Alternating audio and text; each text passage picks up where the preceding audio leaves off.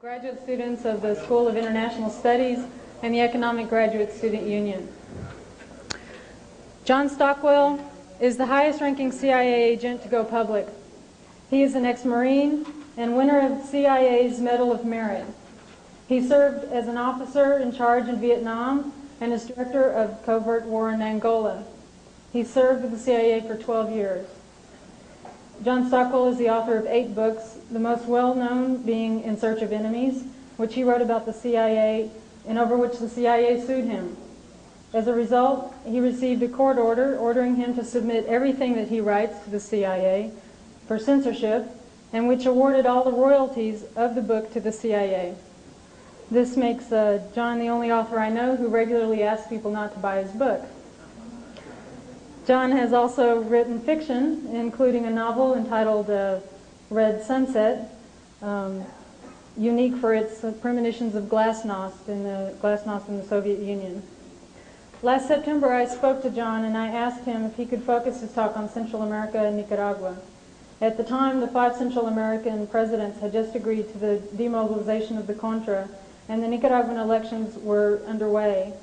Our main concern was to keep Central America, and especially Nicaragua's upcoming elections, in the arena of rational discussion, and to counteract the Bush administration's destabilization and misinformation policies. The topic has become timely in a way that couldn't have been foreseen, since Ortega was forced to declare an end to his unilateral ceasefire last week. We are fortunate to have John Stockwell with us tonight to help shed light on the events in this region. Please join me in welcoming John Stockwell.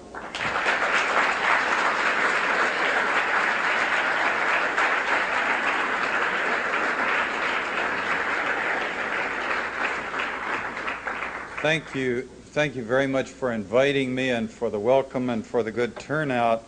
Let me begin by correcting a minor detail, and this is not the fault of my host. I'm not the highest-ranking CIA officer to go public. There have been CIA directors going public all the time. I think I have the distinction of being one of the highest case officers to go public and endeavor to tell the truth about what the CIA has been up to. We're going to talk about that tonight, the CIA's secret wars, but what I've done over the years since I left the agency is to pursue in my readings the broader subjects of how the CIA's secret wars, to understand them for sure, and show how they interrelate to the broader problems that also affect, or perhaps really affect, our national security interests. Tonight we're going to talk about the secret wars of the CIA and the nuclear arms race in the age of glasnost with an ex-CIA director for president.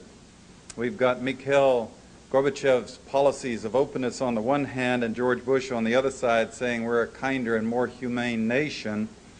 They're telling us that the communist bloc is breaking apart, the Cold War is over, the arms race is over, and if this were altogether true, it would be absolutely wonderful. Unfortunately, our world is still fraught with some grievous problems. Our planet is still booby-trapped with 60,000 thermonuclear weapons, and our factories are still producing them as fast as ever and testing and developing them as vigorously as ever. We've just gotten through spending $2.2 trillion, and that's a conservative figure that's been published, on the largest arms buildup in the history of the world, at least at peace, and coincidentally increased our national debt. We were not a debtor nation before, by about the same amount of $2 trillion. The United States still has an open policy of supporting coups and destabilizations and low-intensity conflicts in every corner of the globe, the U.S. doing this through the CIA, my old organization. And as you all well know, our society is said to be drowning in a sea of drugs, and integral to all of this is the systematic destruction of our environment. And it's my thesis that these subjects interrelate: drug trafficking, the arms race, conventional wars, the destruction of the environment, and the killing of the United States president in 1963, and the CIA's secret wars. All of these things are interwoven together. And it's my purpose tonight to try to give you, in 1 hour, a sense of how these things interrelate. It's a vast subject, a dense subject. I can't possibly do justice to it in the time allowed. This means I'm going to have to insult your intelligence by skimming across the top of subjects that you could get a PhD dissertation written in and still not cover thoroughly. So all I can do is just try my best, and in the question and answer I'll stay with you a goodly time taking questions in detail on the areas that you want to pursue in greater detail.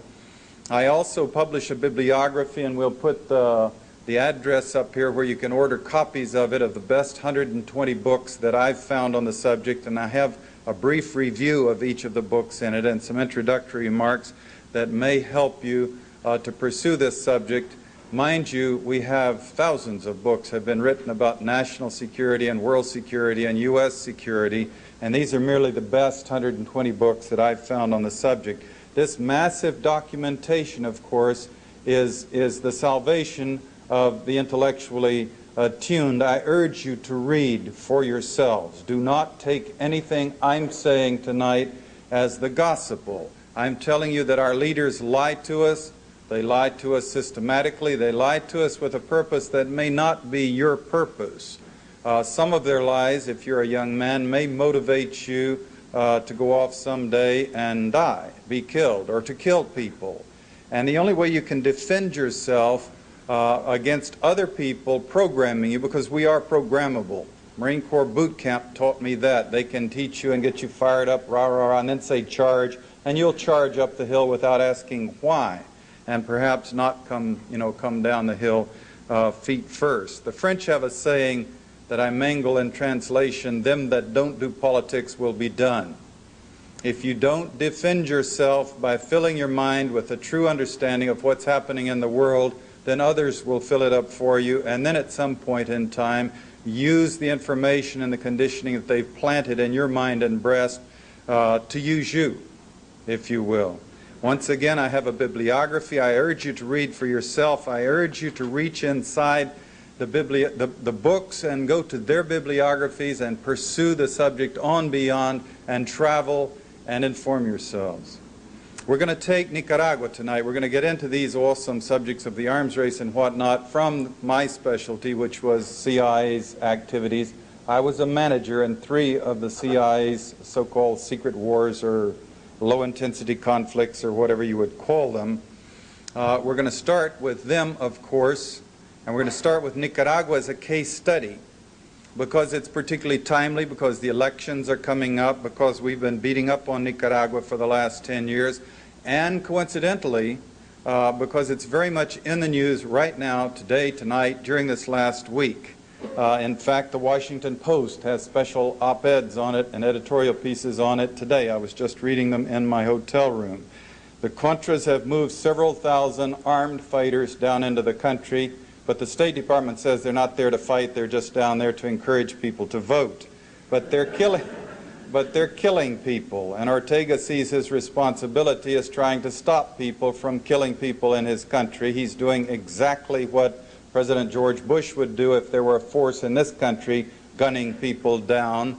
And so he has said that this ceasefire is no longer a ceasefire, and our media, the State Department Post and the other newspapers that are published in this city and elsewhere, are all falling right into line with the propaganda lines of attacking Ortega and trying to use his actions to put him under political pressure to discredit him, if they can, to the degree they can. Now, another reason we're picking Nicaragua for a case study is because it's just particularly useful of all the hundreds of CIA operations that we could dissect. And mind you, Angola is in the news. And I was once chief of the Angola task force on a subcommittee of the National Security Council called the Interagency Working Group, commanding, although I was working closely under the supervision of Jim Potts of the Africa Division and Henry Kissinger and the CIA Director Bill Colby. And Angola is very much in the news, and Savimbi was just in town, and I'm also clearly tempted to talk about Angola. But Nicaragua is a better example, because it's closer to the United States culturally and physically, and because this covert action destabilization that we've run against Nicaragua has been open on both ends. Usually these things are closed. Usually our government is covering them and hiding them to the greatest degree it can, and the country we're attacking becomes hostile and paranoid and seals its borders. In the case of Nicaragua, until last year, until quite recently, it had a policy of remaining open. Anyone from the states who wanted to go down and have a look could do so without getting a visa. Meanwhile, in Washington, the thing was debated quite openly, for more aid and details of the aid and abuse of the aid and the little gradations of rules we put on how the aid could be spent. So we knew it from both ends. And during the entire period of the 80s, I was traveling back and forth from Washington to Nicaragua to elsewhere, informing myself to assess this thing, and also using the material in my lectures. Also, unlike Angola, there was never a chance in Angola that we would make it into another Vietnam, putting in U.S. troops seriously, and this was a very real possibility in Nicaragua during the mid-80s. It's a remote possibility today. The U.S., of course, as you know, has had a fixation on Nicaragua since the mid-1800s. It's been the issue of a second canal or a better canal, of different interests trying to develop it, of military interventions, of putting the Marines in there half a dozen times to occupy it, to dominate it, to force elections, to control events in that country. The Marines were eventually withdrawn in 1933 as a result of the international pressure of the international peace movement, and at that time we switched into a more subtle phase of the ancient Monroe Doctrine, where instead of using Marines so much with gunboat diplomacy, we created a National Guard with officers trained at our academies here in the States, and then maintained control of the country by proxy without taking the heat for having our troops inside the country itself. It's been said that this event was the birth of neocolonialism. This also was the kickoff of the U.S. policy of establishing a military oligarchy. We set up schools and trained tens of thousands of military and police officers in countries all over Latin America and Africa in some cases and Asia, putting them through our academies, arming them, paying their salaries afterwards, trying to create and successfully creating a situation where we would have a fraternity of people in these countries in power who were more loyal to the fraternity of our own military than they were to the peasants and people of their own countries. Meanwhile, this cat and mouse game that we've played with Nicaragua since 1981 is a classic case of what CI directors more recently themselves called destabilization. The point is to put pressure on the targeted government by ripping apart the social and economic fabric of the country. Now that's words, you know, social and economic fabric. That means making the people suffer as much as you can until the country plunges into chaos, until at some point you can step in and impose your choice of governments on that country. The rationales we've used in Nicaragua are classic. We've been fighting communism. It's been national security. They're a Marxist bastion in our own backyard and all of that. More specifically, our leaders have said at first that the purpose of this program was to interdict the flow of arms from Nicaragua to the rebels in El Salvador. Unable to prove any flow of arms whatsoever from Nicaragua into El Salvador, they eventually got into the line which they used in the last few years of returning Nicaragua to democracy. And then we pointed out to them that Nicaragua never had a democracy, certainly not under the Somoza dictatorships, so they call it the democratization of Nicaragua, ignoring the fact that Nicaragua, by the way, had elections in 1984 that were much more democratic than the elections that we had in this republic. We don't live in a democracy in the United States itself. Now, we, I submit, will never know exactly what the Sandinistas would have done with this country of Nicaragua if we had left them alone to react to the country's problems according to their own interests and ideology and compulsions. We do know, however, that they abolished the death sentence at exactly the same time the United States was reinstituting the death sentence in this country. Maximum penalty in their courts is 30 years in jail. They released thousands of the hated National Guard that they had in their custody, saying that they would not jail anyone for having belonged to an organization. They would have to be convicted of individual crimes. They launched a literacy campaign to teach each Nicaraguan to read and write. They set out to build 2,500 clinics so each Nicaraguan would have access to some kind of medical treatment. These are all things that Somoza, the dictator, backed up by the United States, had not gotten around to doing. And they launched the most ambitious land reform campaign in the history of Central America. And they did this by maintaining a free enterprise economy. If you owned land and you were working it, you kept it. They were taking the lands that Somoza and his family and the people who had fled had stolen or taken or gotten, and they were turning those lands back to the people in different forms and cooperatives, feeling their way as they went, making mistakes as they went, trying this solution and that one, but with the purpose of getting the land back to the people so people would work land, own land, relate to land, and profit from the land that they worked on in their own country. And they brought something totally new, I believe, to the modern world, which is a unity between Christianity and Marxism, of asserting that the church should have, if it has any purpose and justification at all, it's that it should be the church of the people, the church of the poor, not the church of the oligarchy and the rich and the wealthy. I've been in Borges, Tomas Borges' office, the Minister of Interior, and counted on the wall the 25 Catholic icon collector items that he's put on the wall there. If he had, I counted them twice, there were exactly 25. That infers that he must have others at home, and these were the selected ones that he put on, that he chose to display on his wall. And until today, despite this continued attack, war is what the World Court called it, that we've waged on Nicaragua, Nicaragua has yet to commit one act of war against the United States. But instead of joining them in building the healthiest, most dynamic, most enthusiastic country in Central America, we spent over $1 billion during the 80s to destabilize the country.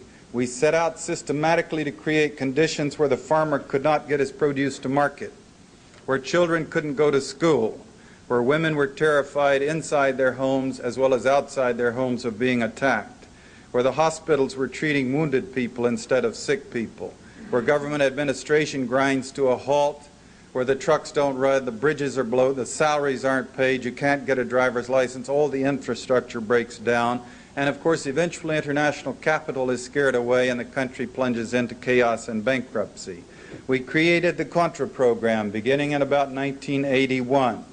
There was a Newsweek article following up after there was plenty of documentation on this on November 7 and 8, 1982, that said, here we go again. We've done this before. It's been a mistake before. We're going into Nicaragua. Once again, we're supporting the wrong side, Newsweek noted.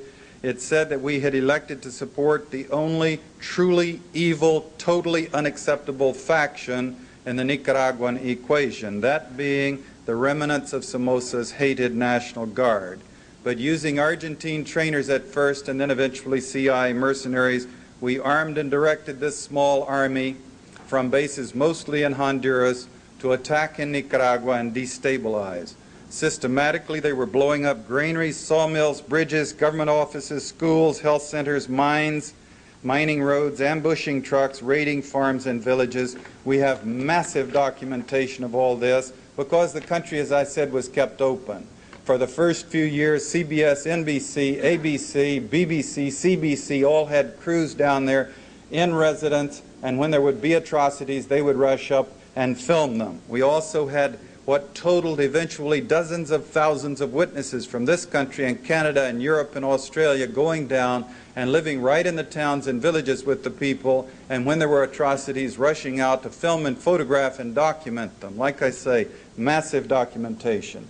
There's also been direct U.S. military involvement in all of this. U.S. military mining harbors, overflights, underwater demolitions teams going in to blow up things in the ports. There's been assassination of religious leaders, teachers, health workers, elected officials, government administrators. CBS, NBC, others have footage of this. The Americas Watch, the Witness for Peace, we've managed to come up with lists of the names of hundreds and hundreds of leaders who've been assassinated down there. We also have admission of this program by President Ronald Reagan on national television in the debates with Walter Mondale, because an assassination manual that we were using to train these people, the Contras with, was brought to the attention of the press, and it became a big issue and led to a change, a slight change in the politics in Congress towards the Contra program. And President Reagan said this was the work of the CIA station chief in Tegucigalpa, and I can assure you the CIA was not appreciative of him, with that particular slip-up. Because one, it attributed, assassinations, a policy of... So the media went to the White House the following Monday and said, did that mean that there had been a change in U.S. policy against assassinations? And the White House, playing, doublespeak, said, well, no, not really, because in our opinion, assassination applies to world leaders only. When you're killing religious leaders or regional leaders, it's not assassination, it's just killing. Terror has been a part of this program. Raw terror, as raw as anything that happens in the Middle East or elsewhere. These Contras have been going into villages.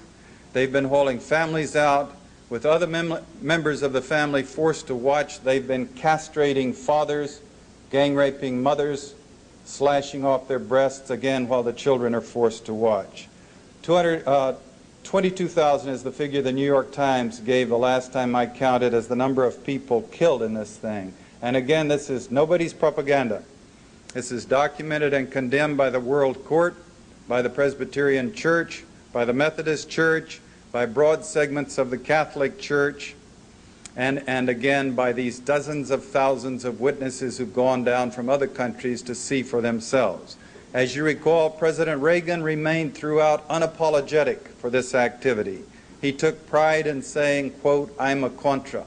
He took pride in saying that these people were the moral equivalent of his founding fathers. And of course, George Bush has never missed a chance to identify himself with these Contras. Again, read for yourself.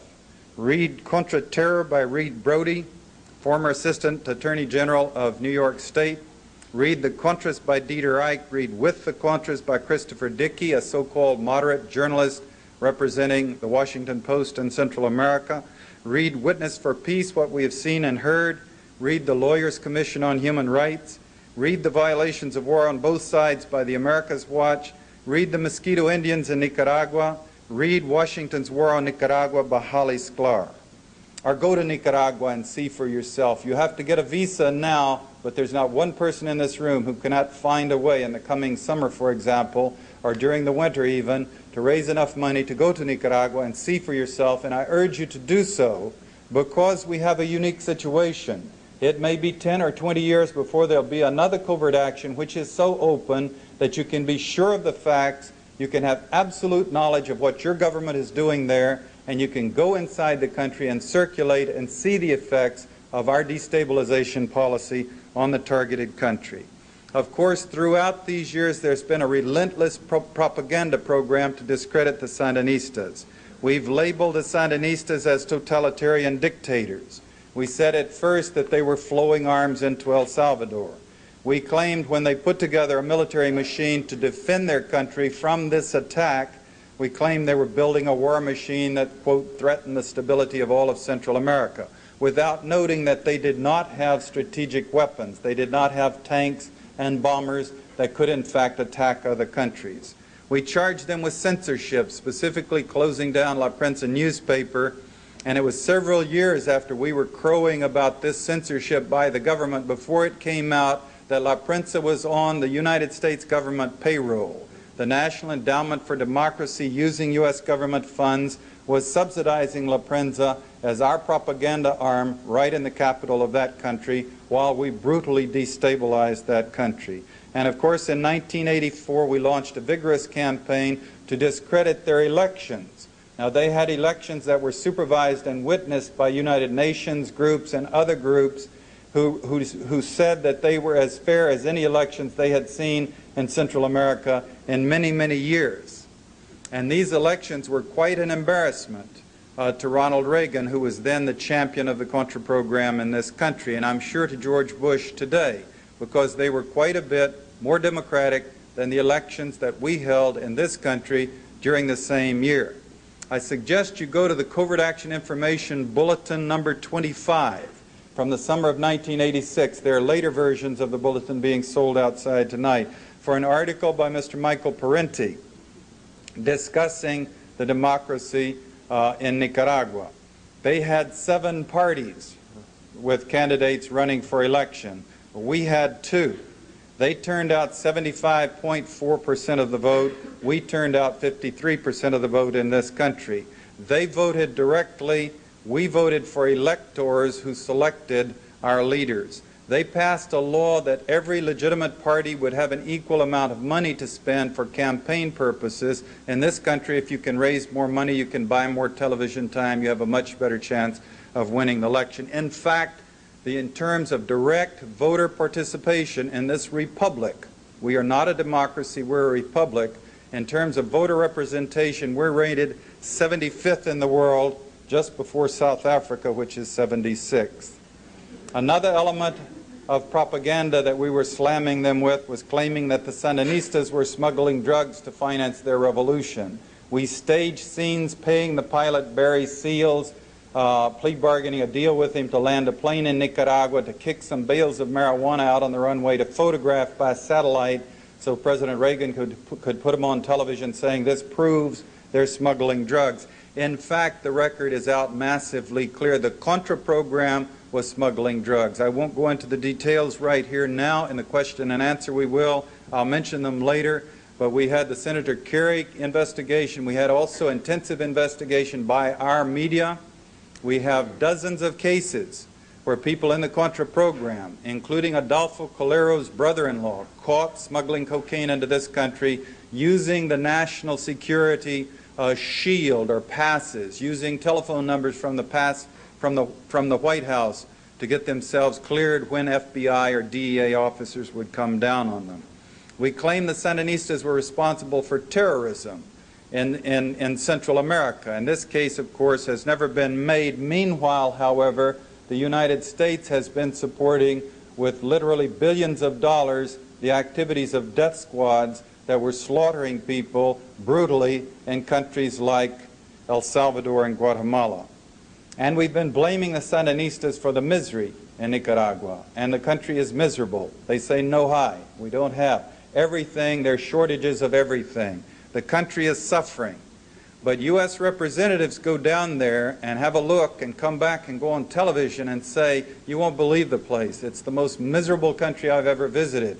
The Sandinistas have not been able to manage it. Look what happens when you have a Marxist government. To be honest, obviously, they would go down and say, our stated purpose back since 1982 was to break the Nicaraguan economy. We spent $1 billion destabilizing the country to break its economy. Now, here are my snapshots of the results of our successful program to break their economy. Of course, they don't do that because they're playing propaganda, because they're not being honest. The country is miserable. It's not the fault of the Sandinistas. It was the purpose of our Contra program. And then there's the Soviet threat.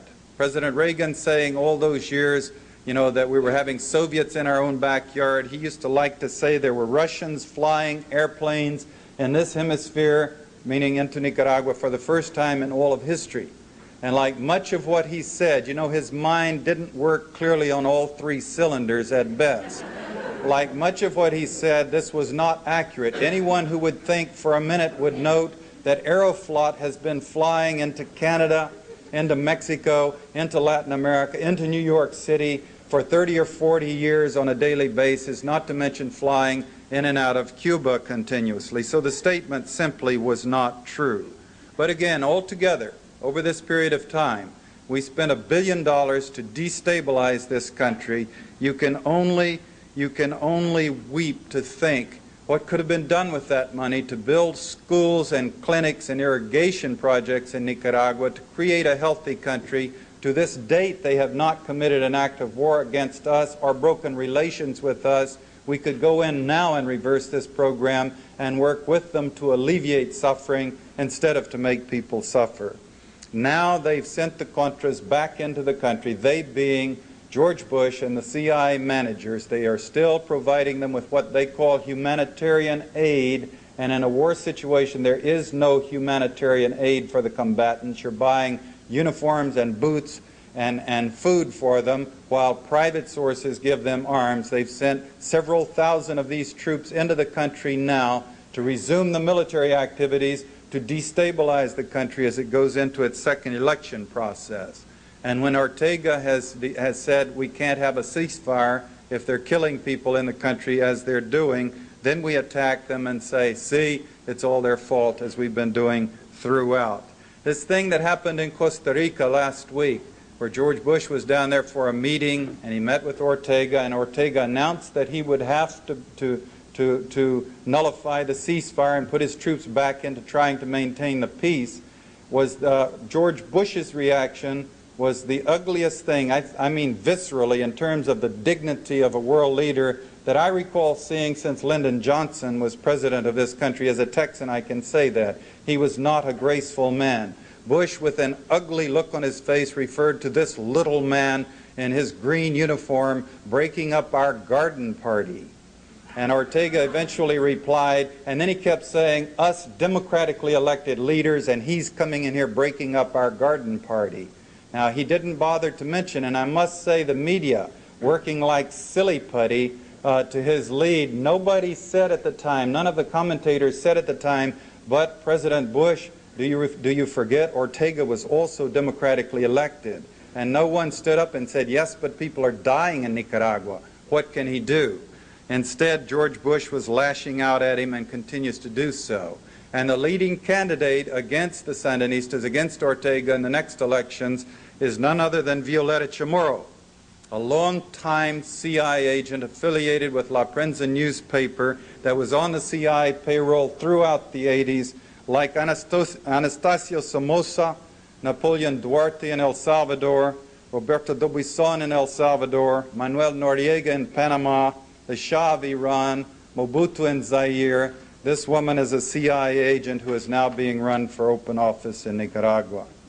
Meanwhile, moving on from Nicaragua to the rest of the world, but keeping all of this in mind as a case study, we have the Church Committee report of 1975, in which we were told that the and over 10,000 minor operations, all illegal, all designed to disrupt or destabilize or modify the activities of other countries. That's a lot of mischief. Every covert operation, of course, rationalized in terms of national security or anti-communism. We've got lots and lots and lots of these out in the public record. The world is only so big, these things are never completely secret. You can read for yourselves at great length about these things. We've set out to overthrow functioning constitutional democracies in over 20 countries. We manipulated elections in dozens of countries. We created standing armies and directed them to fight. We went after to organize ethnic minorities to encourage them to revolt. The first thing we did in Nicaragua was to go to the Mosquito Indians, who had never gotten along with the other people in Nicaragua very well, and give them more money than they had seen in the entirety of history, and arms and training and rationales and sanctuaries in Honduras, and sent them into Nicaragua to attack, kill, fight, rape, burn, pillage. And this is an insidious thing. Every society is torn with racial conflicts and conflicts with minorities. Think how violent our nation is.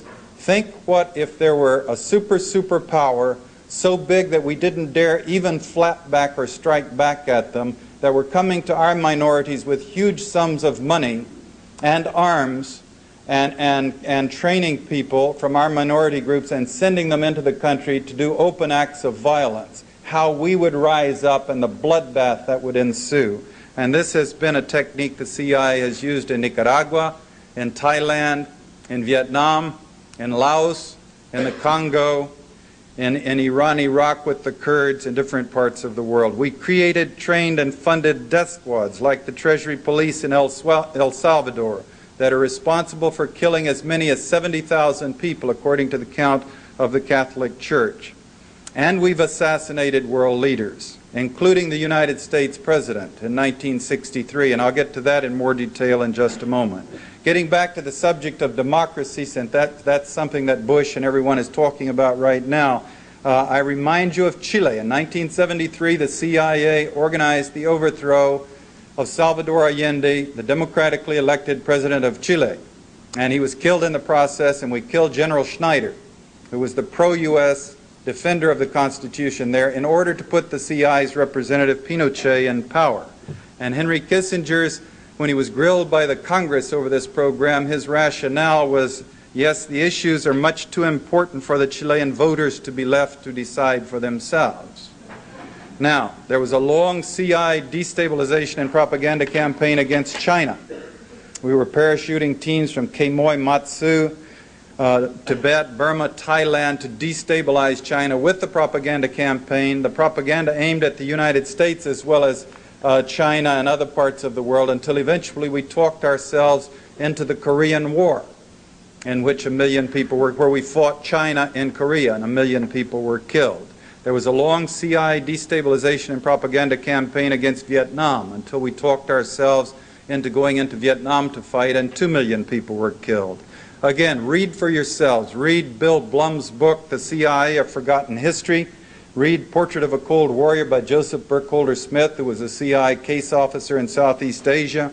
Read Fire in the Lake by Frances Fitzgerald, the daughter of Desmond Fitzgerald, the famous CI chief of operations of Southeast Asia. Read Deadly Deceits by Ralph McGehee, another case officer who served in Southeast Asia. Read Decent Interval by Frank Snapp, who covered the period of time in Vietnam 73, 75. He and I were colleagues there at that time. Or if you will, read my own book, In Search of Enemies by Norton, which remains the only insider's detailed account of the inner functionings of a covert action. Or read Washington's War on Nicaragua by Holly Sklar, not written by an insider, but a remarkable detail on the Nicaraguan operation, great detail of how that operation has been run. Trying to come to grips with these CI activities in these broad numbers, trying to figure out how many people have been killed. You can count it up different ways. You can never be sure how many people are killed in the jungles of Laos or the hills of Nicaragua.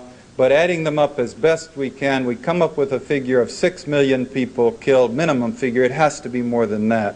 1 million in the Korean War, 2 million in the Vietnam War, 800,000 in Indonesia, a couple of million in Cambodia, 20,000 in Angola, the operation I was part of, 22,000 in Nicaragua, again the figure the New York Times cites.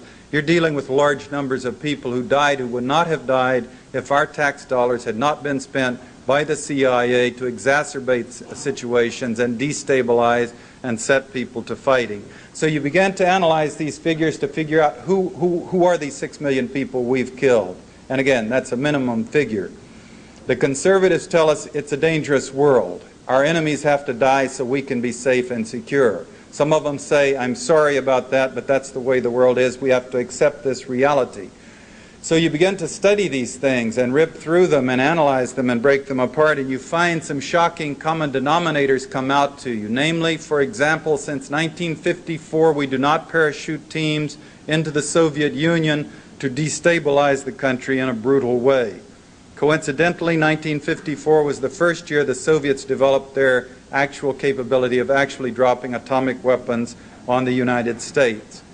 For other reasons, we don't do these things in England, France, Sweden, Norway, Belgium, Switzerland, etc. These things are all done in countries of the third world where the governments don't have the power to force the United States to stop destabilizing the country and brutalizing their people.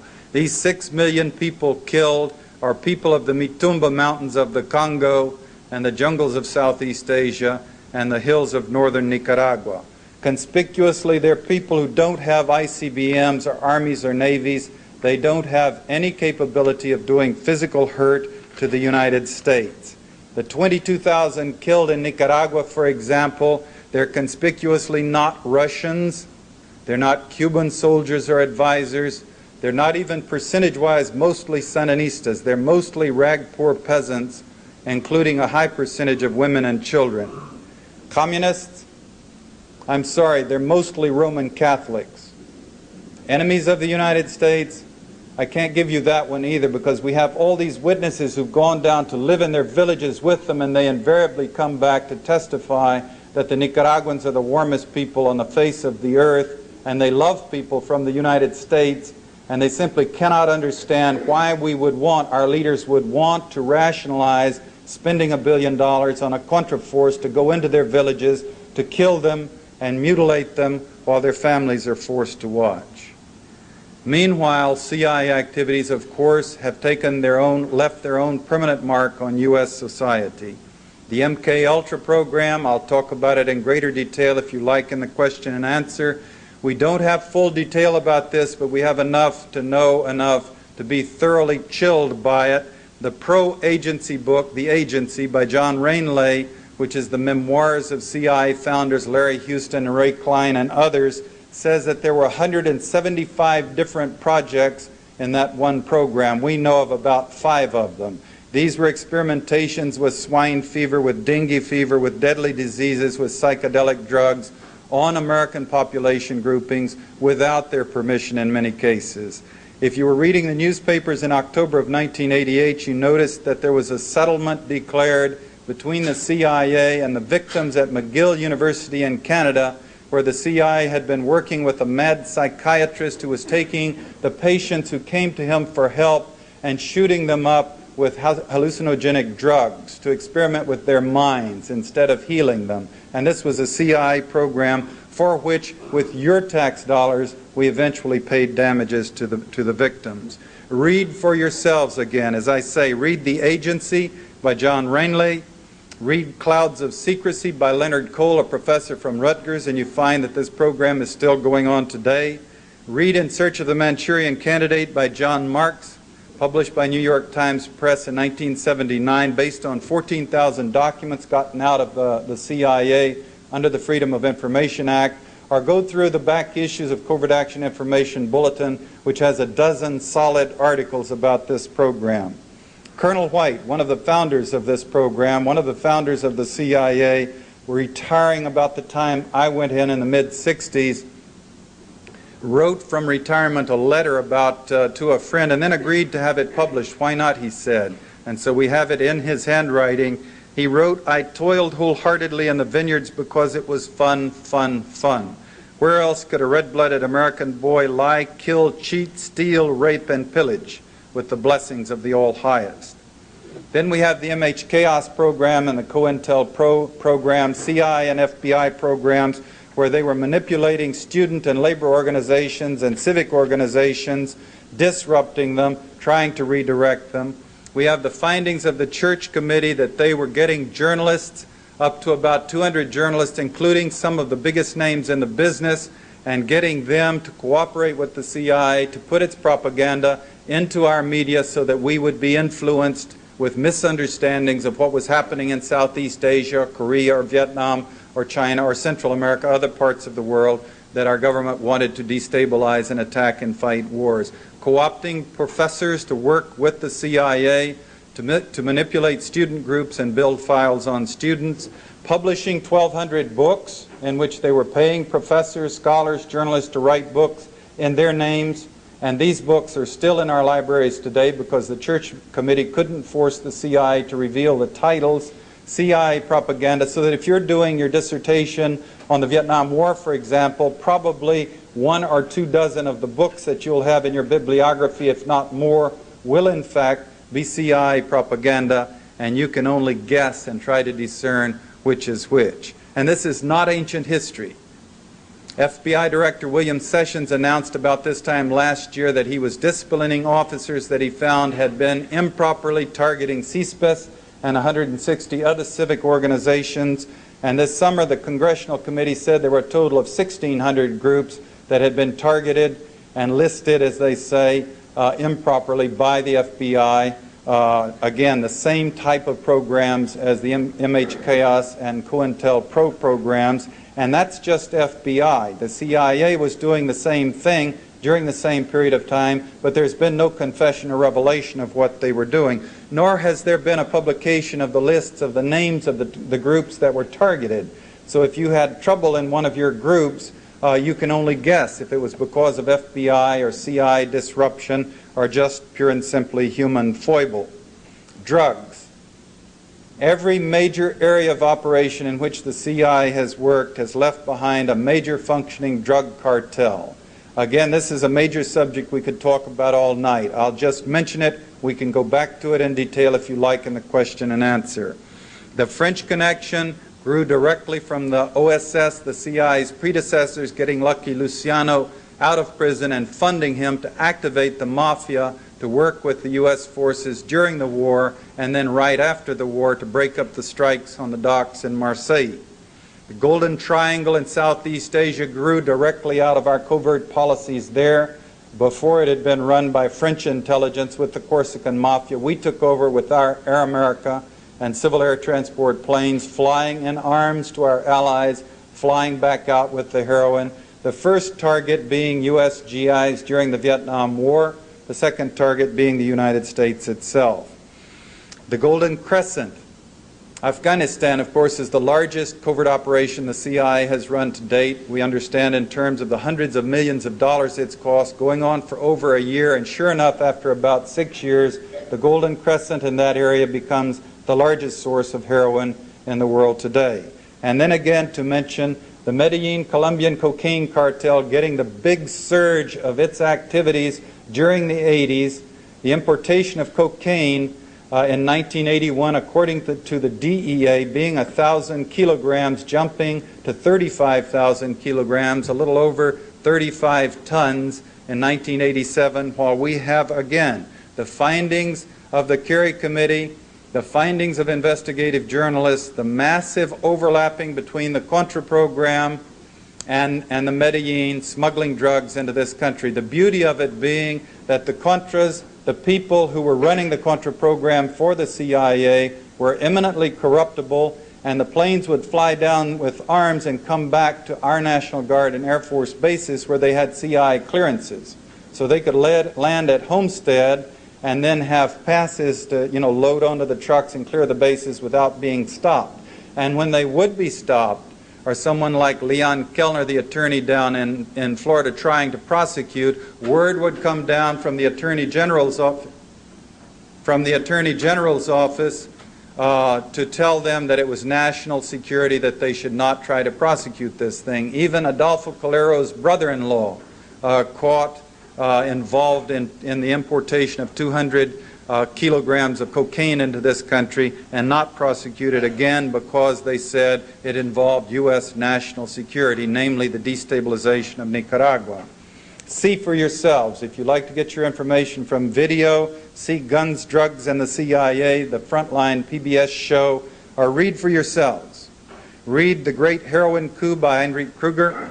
Read The Iran-Contra Connection by Peter Dale Scott. Read The Politics of Heroin in Southeast Asia by Al McCoy. Read The Cocaine Wars by Paul Eddy. Read Out of Control by Leslie Coburn. Read Mafia Kingfish by John Davis. Read The Senator Must Die by Bob Morrow.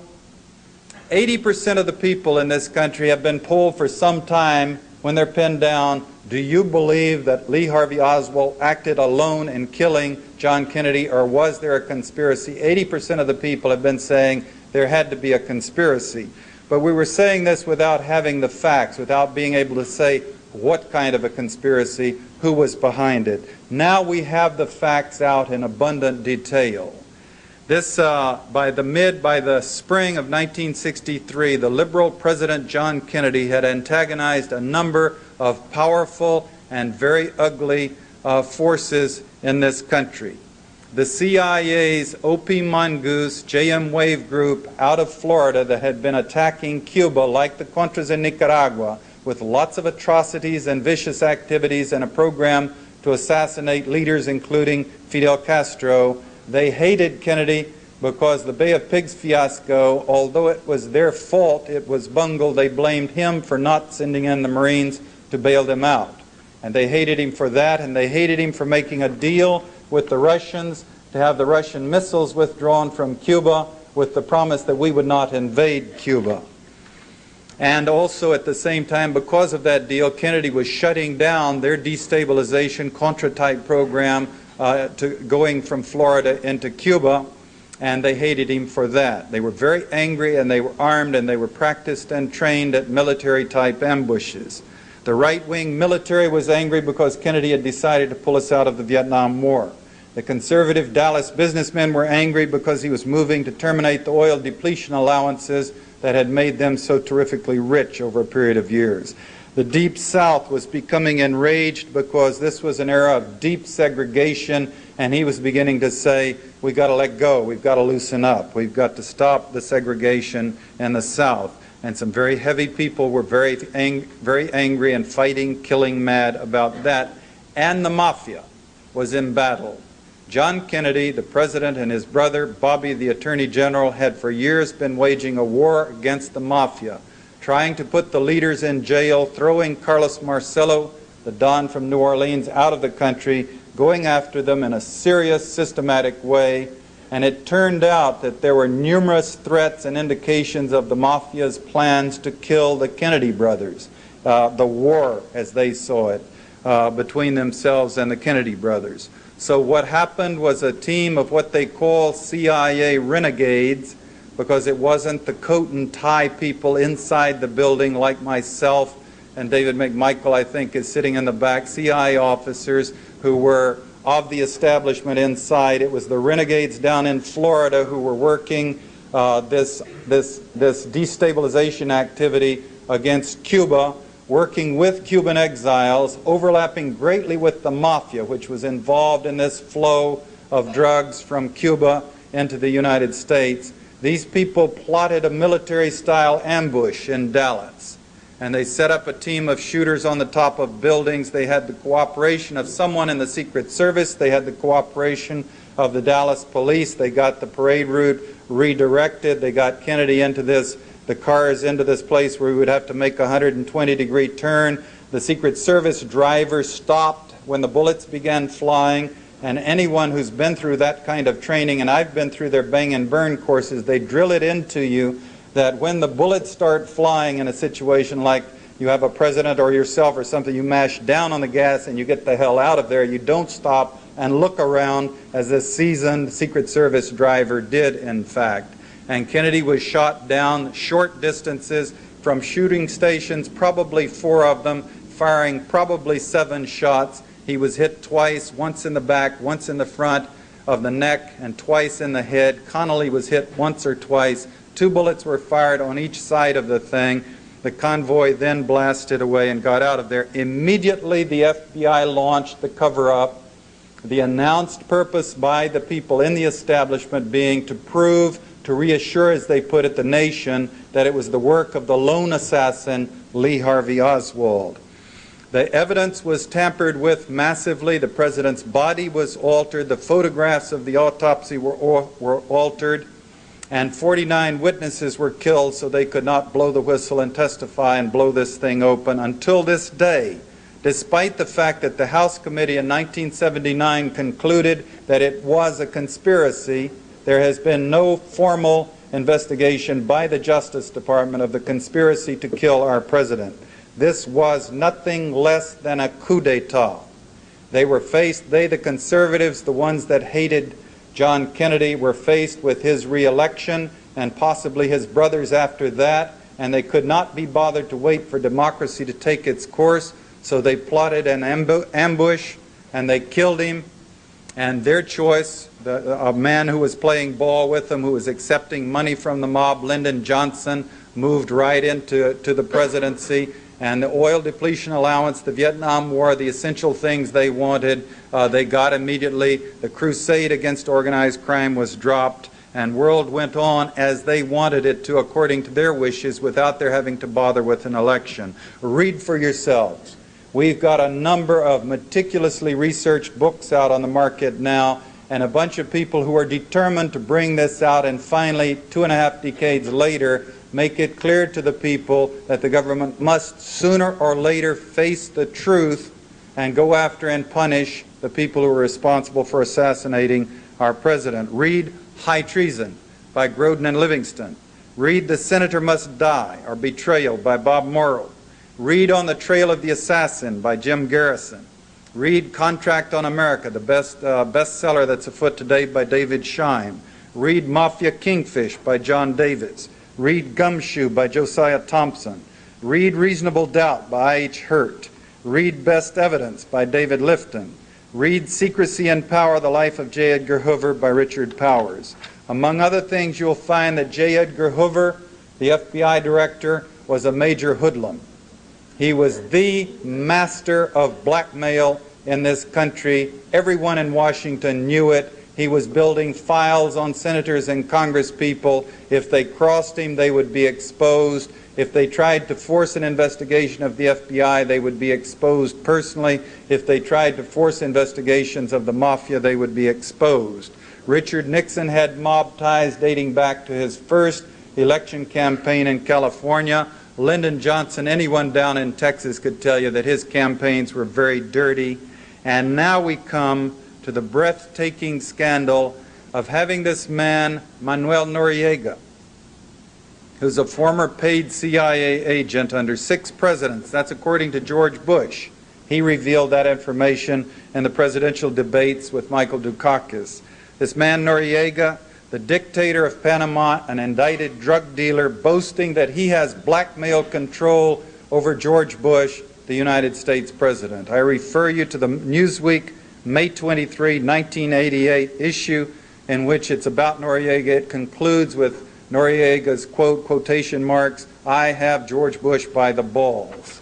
This may help you understand why, of all the dictators in the world who are smuggling drugs, who are not very nice, who have manipulated elections, why George Bush has a fixation on Noriega. He's got a problem there. He's got to keep the pressure on Noriega, else if Noriega ever got some credibility working, who knows what might happen in our own legal system up here. I worked for George Bush personally at the end of the Angolan operation when he was CIA director in 1976. We had broken the law and we had perjured ourselves to cover it up. We being Henry Kissinger and Bill Colby, mostly, me being in a staff position under them. Bush's policies were not to find out the truth and punish the perpetrators and clean up the CIA. It was to cover for us. He went to the congressional committees and said, "I wasn't here, but these nice people I'm meeting," he's a very nice person, by the way. He would walk down the hall shaking our hands saying, "Hello, I'm George Bush, and I want you to know I love being here working with all these fine people in the CIA." And we were saying, huh? I mean, this is the CIA director who's supposed to have kind of an aura, you know. But he was going to the Congress saying, "I can't believe that these nice people out there would do the things that you're alleging, but I'll check." And then he had a young attorney sent down to my office to go through my files to purge them of documents that would prove exactly what they were accusing us of. And then he went back to them and said, "We've checked, there are no files in the agency that prove anything like you're alleging, therefore you can drop it," and they did. In the Orlando Letelier killing, this is a bombing in Washington Square in our capital done by CIA or former CIA agents with DINA agents from the Chilean service. He immediately went to the Justice Department and asked them to soft pedal it because he said it involved sensitive relationships with other countries, meaning the service in Chile, a bombing in this capital, and he wants to cover it up. He also went to the veterans of the OP Mongoose destabilization of Cuba. When Johnson had shut that program down, or Kennedy had shut it down and Johnson had let it die, these people had turned to drug smuggling and murder and bombing, shooting bazookas at ships coming into the Miami harbor, stuff like that, out of control. He went to them and said, "Look, the pressure is mounting, you got to get your act out of the country." And in June of '76, they went to the Dominican Republic and had a meeting and formed this Koru group, planning their activities, counter-revolutionary unit. And in October 6 of 1976, they blew up an airplane that was taking off from Barbados, killing 73 passengers on board in a raw act of terrorism. Luis Posada Carillas and Orlando Bosch were jailed in Venezuela for being the authors of that bombing. We have classified testimony before the Senate Church Committee and before the House Assassination Committee that Orlando Bosch was also a member of the team that killed President Kennedy. And in the Iran-Contra scandal, we have a very curious and awesome and awful situation where the vice president was supposedly in charge of an anti-drug task force, where he got involved in the Contra program, where he had this man, Don Gregg, a longtime CIA officer working as his national security advisor. And Gregg had a relationship with Felix Rodriguez, who was one of the Bay of Pigs veterans, one of the drug smuggling, destabilizing people working against Cuba, who was with Don Gregg in MR3 in Vietnam, my military region in Vietnam, although we did not overlap there. They were there before I got there. Bush has Don Gregg working for him, and they placed Felix Rodriguez in Ilopango in El Salvador, where he's in charge of, and we have the documents proving that he was involved in primarily working with the Contra Air Force, and these were the planes that were flying the drugs, the arms to the Contras and the drugs back to the United States. We have testimony before our courts and evidence in the trial of Millan Rodriguez that they delivered, they being Millan, laundering money for the Medellin, delivered $10 million to the Contras through Felix Rodriguez, buying access to this air wing. Now, these people got Luis Posada Carillas out of prison in Venezuela. Felix Rodriguez told the press, he said, we needed him. He's a good man. And they got Luis Posada Carillas out of Venezuela to help them with this program. And this man was the terrorist who was involved in blowing up the passenger plane that was taking off from Barbados. And he's working for Felix Rodriguez, who is reporting directly to the Vice President's office, Vice President George Bush's office, and flying up to report in person and going into Bush's office to report. Bush says he doesn't remember they're ever talking about the Contra program or anything down in Central America. They were talking about their lunch or dinner or something. See, the trouble with this is that with Ronald Reagan, you really could believe that he didn't understand when people briefed him. The man's mind skipped in and out, as everyone well knew. But George Bush is an intelligence person. It's very difficult to believe that he would not be mentally involved in these things. But even if by chance they did talk about lunch or breakfast, when it became clear, we brought it out in the media vigorously, and the Congress discussed it, that a known terrorist was working one step up the chain or down the chain of command from him, reporting into his office, he did not purge himself of these associations. To the contrary, he went on and nominated Don Gregg to be ambassador to Korea, where I believe he is today. One might speculate, going back to Noriega's boast, that George Bush could not separate himself from these people because of what they would know of their involvement with him going back to the CIA days and to the activities when he was vice president working with them. Looking at George Bush's policies now, he's been in office a few months and we can begin to measure the personality of his presidency. He's maintaining a slightly lower, less noisy profile than Ronald Reagan, but he's continuing his policies across the globe. Bush has refused the Soviets' offer for both superpowers to abstain from delivering arms to the combatants in Afghanistan.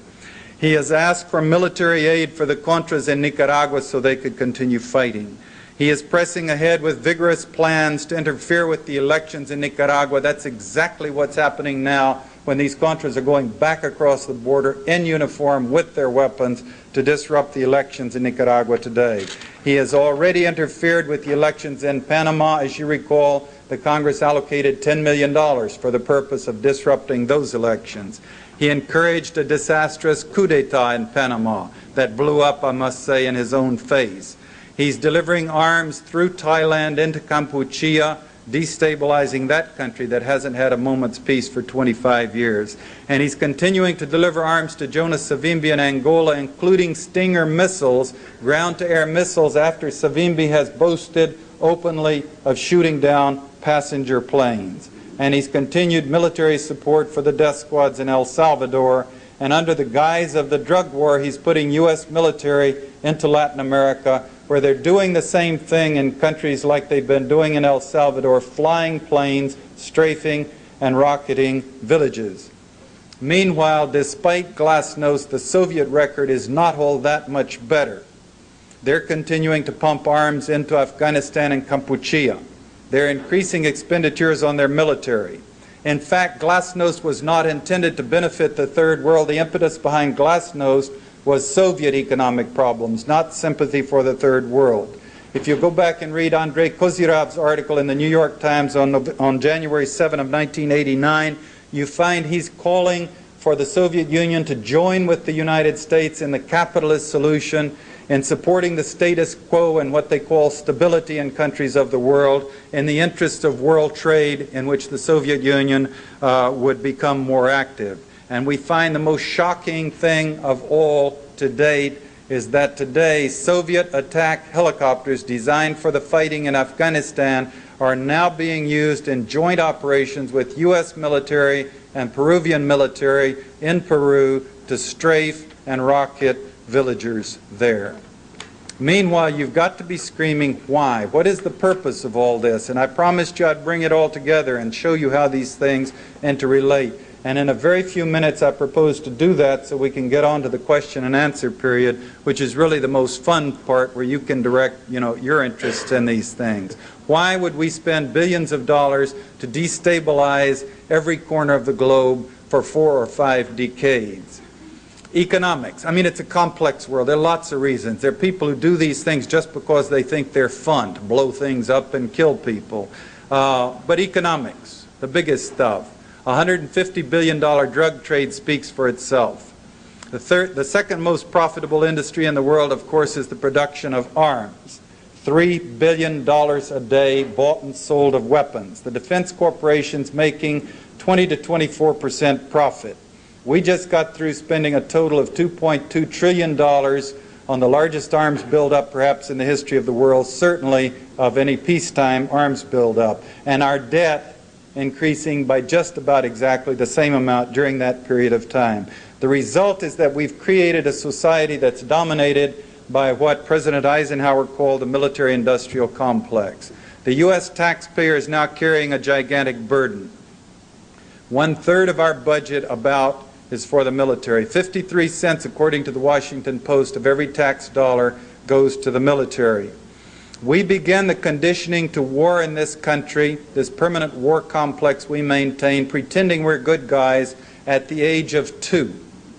This is the age at which we put our children in front of the one-eyed babysitter and turn it on so we can go wash the dishes or take a break. And they watch the same show with different characters 10 or 15 times a day. And I'm talking about, I have a kid, so I'm into these things. You know, He-Man and Sheena and Scooby-Doo even, and the Transformers and the Decepticons, and what each one of these nice little people put upon by ugly evil forces, always saying, please be nice.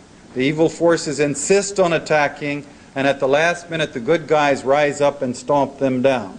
Cut, commercial, and we move on, to the next show. Until it's estimated when we graduate from high school, we've spent more time watching violence on television than we've spent in the classrooms itself.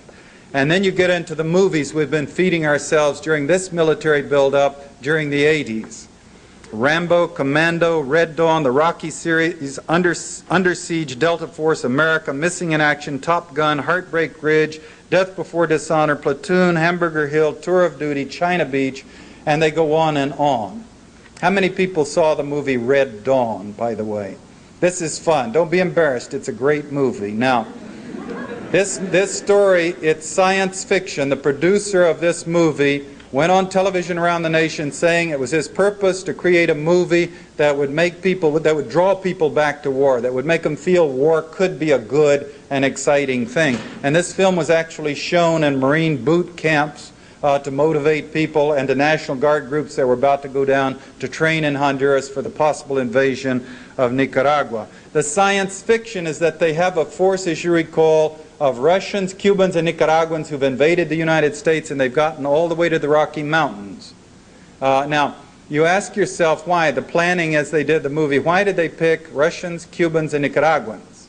I mean, it would be a better movie if they picked Russians, Canadians, and Cubans. See, because Canada is an industrial country and there's a huge border, and there could be the Russians coming across at 100 places and pinning us against Cuba. I mean, you could kind of get your head in. I mean, it's all science fiction. Blow off our nuclear weapons and our army and all of that. This is the given.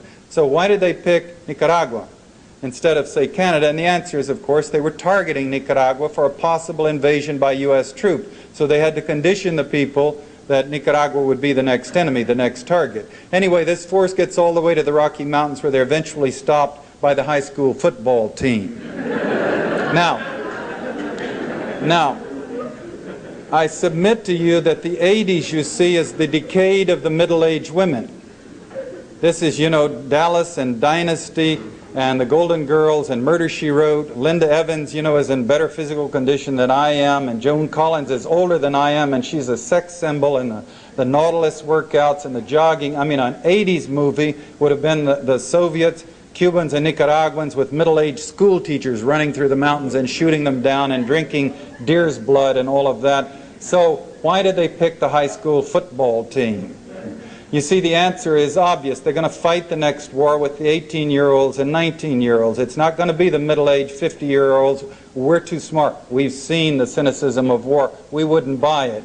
It's at that age, the high school graduates, where the young men are suffering from their massive doses of testosterone poisoning. And their minds have not yet had a chance to be filled, for all of them. Some are precautious, but many of them have not yet had a chance to fill their minds with experience, to understand what the world is all about, to understand how they're being used. So that's why they targeted that film at the high school. And then you look at the ads on television that were pumping at us then and now. Join the Army, be all that you can be, with these tanks jumping ditches and helicopters going 200 miles an hour. And these things are great. I watched them and come up on the edge of my chair, and we didn't have tanks like that when David and I were in the Marine Corps. They would jump a little ditch and break down. And they were not computerized, and they didn't go, and the helicopters went about 80 miles an hour and not 200 miles an hour. And so, then I say, wait a minute, what's going on here? What's missing, Where are the young men with their legs blown off at the knees, with their intestines wrapped around their necks? And the answer is that these things are not meant to educate. See, that's where they're reaching inside people's breasts and pressing buttons and manipulating people to join the Army and be all that you can be and be available to be sent down to Central America to kill people and to die for your country. And then there's the most insidious ad I think I've seen in all of the days that I've watched television. This is the one of the soldier coming home on vacation in uniform, handsome young man. He's met by his brother. I think he's getting off a train. And he says, Dad never did understand why I joined the Army. And then they're driving and he says, do you think you'll ever forgive me? And the boy says, well, you know, Dad. And then they get in the living room and the young soldier says, Dad. And the father turns and hugs him and all's forgiven. Now, what's the point? They must have spent hundreds of millions of dollars on this ad. What's the point? The point, you see, is that there are a lot of fathers in this country that are saying, do not join the Army. They've seen the Vietnam War and the Korean War, and they've seen the cynicism, and they're telling their sons not to join the Army. And this ad is saying that it's okay, according to the values of U.S. society, to defy your father and join the Army. Now, the result, of course, of this runaway arms race that we've got going with this expenditure, giant expenditures on the military, is that we can't afford it. We're having to cut every conceivable social service. We can't afford to care for the old people or the poor people or the handicapped people or the farmers or to help the young people get through college. And we're gutting Social Security to cover the deficit. I repeat, you and I, if you've got a job, we're taxed, the FICA tax. It's 15%. Your employer pays 7.5%. If you're self-employed like me, you pay all 15%. And this is your retirement. You're supposed to get that back when you're 65. And they're spending that money like it was windfall profits to cover the deficit that they've run up on the production of arms. The real deficits are running about $300 billion. They're calling them $152 billion. The difference they're claiming against borrowing against the Social Security retirement fund that belongs to us. And they're spending it on their military today. What's happening is that the United States has plunged relative to the rest of the world. 25% of the people in this country are now functionally illiterate. We're 6th in the world in terms of the percentage of children in school. We're 10th in the world in quality of education. We're 7th in the world in terms of life expectancy. We're 20th in the world in terms of infant mortality. To sell these sacrifices to the American people, the world has to be hostile and dangerous. If the world were peaceful, we would never put up with this kind of expenditure on arms. These thousands of CI destabilizations have the function of killing people who never were our enemies, but the effect of leaving behind for each one of them perhaps 5 loved ones who are now traumatically conditioned to violence to ensure that the world will go on being violent. And in each one of them leaving behind the Contras and the Cuban exiles and the people in Southeast Asia and elsewhere that we trained into this brutality to guarantee that the world will go on being brutal to justify this giant arms scam and keep it going. Meanwhile, even if the morality of all this and the damage to our nation doesn't bother you, we got to take a serious look at this. The arms race is breaking the economies of both of the superpowers. The multinational defense corporations have no great loyalty to the United States. They are no longer U.S. corporations.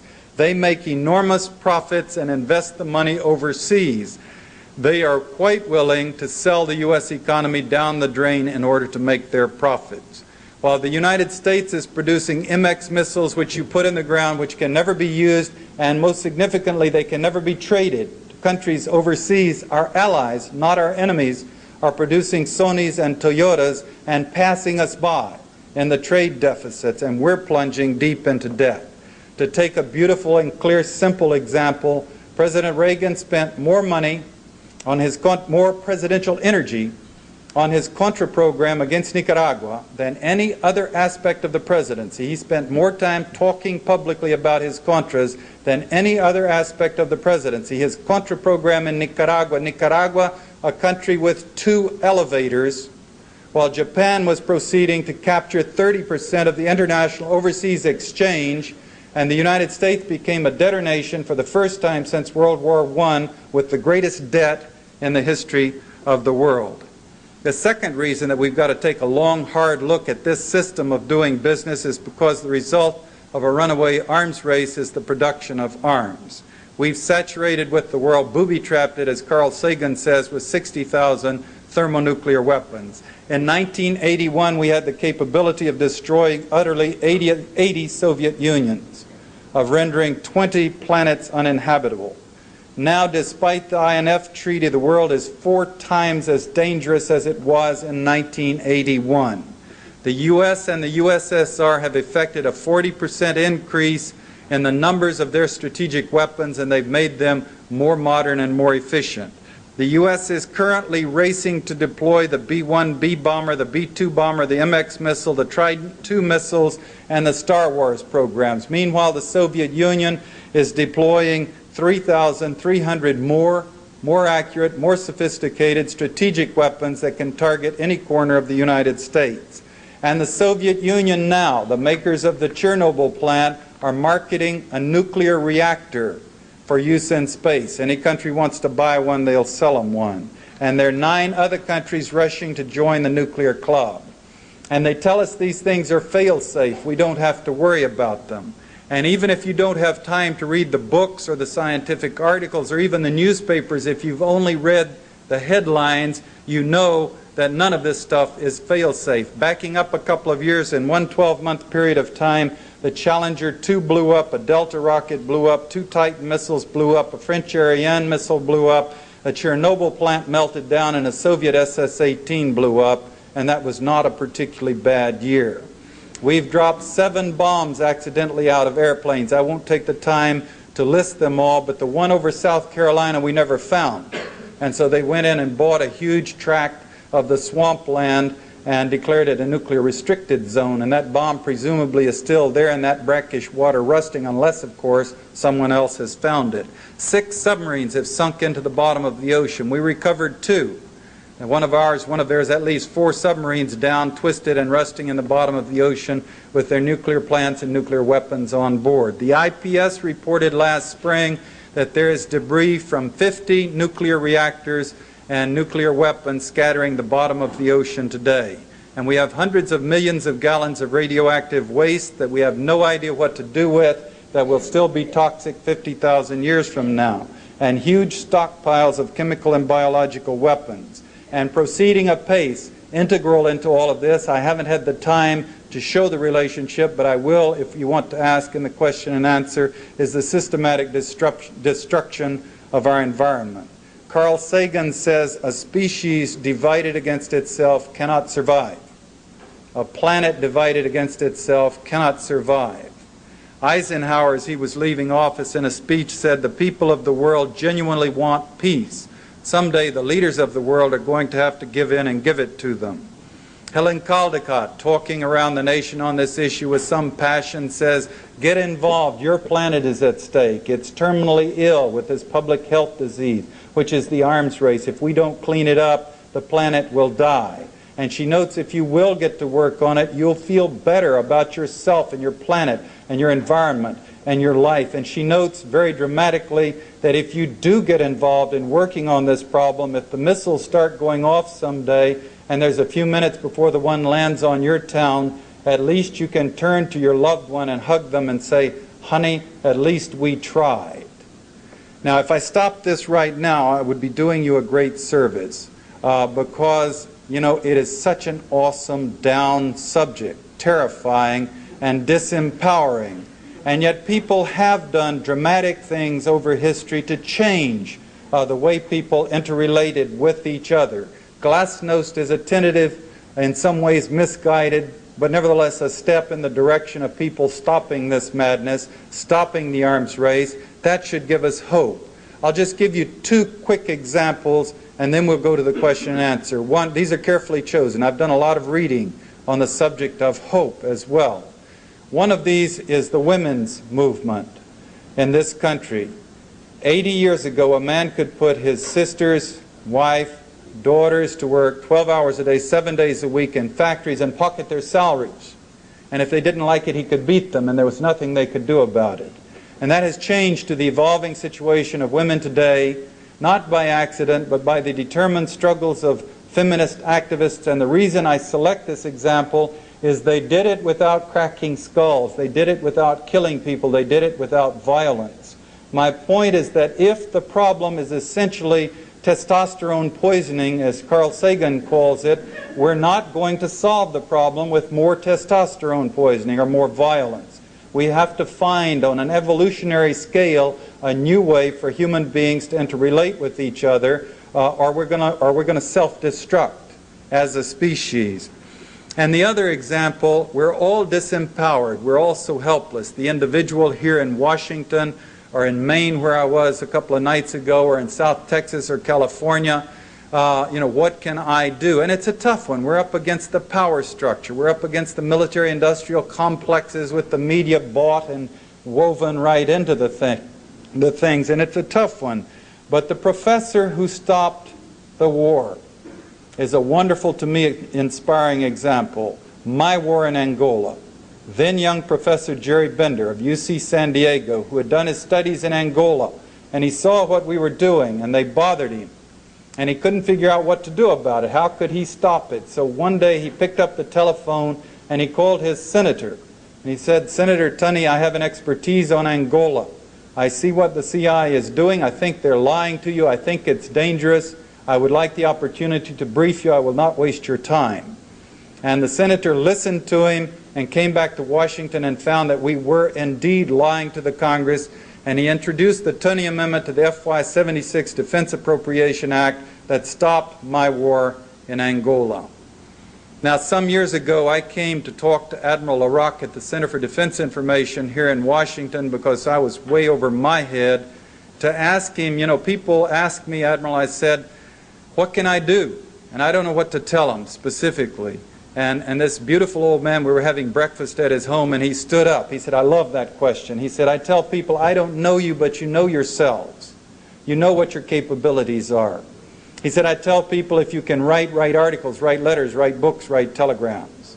If you can organize, organize. If you can travel, go to Nicaragua or the Las Vegas test sites and see for yourself so you can be an intelligent witness to what's happening in the world.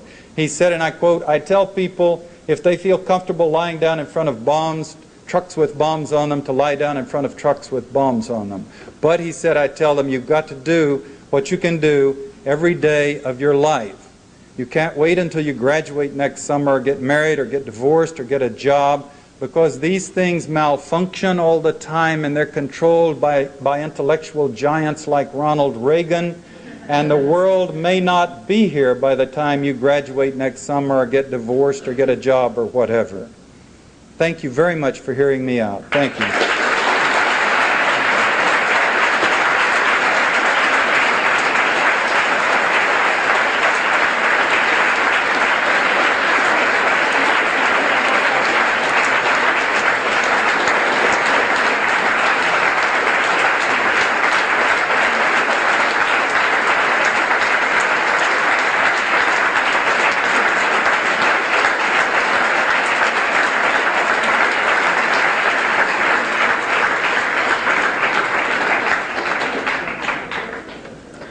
I just wanted to make a couple of announcements, and then we'll open up the floor for question and answers. We have 2 mics in each aisle, and if you have questions, I encourage you to write them down, make them succinct and clear, and then just stand at the mics and wait your turn. One of the announcements that I wanted to make is, if you're wondering about something that you can do, the CIA will be on the American University campus recruiting December 1st.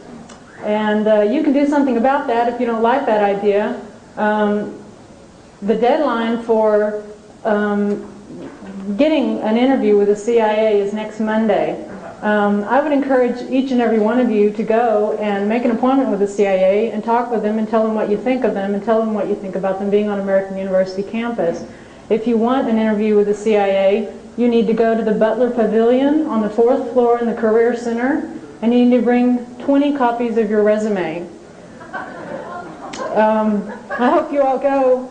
Maybe if a whole lot of us go, they won't come back. The other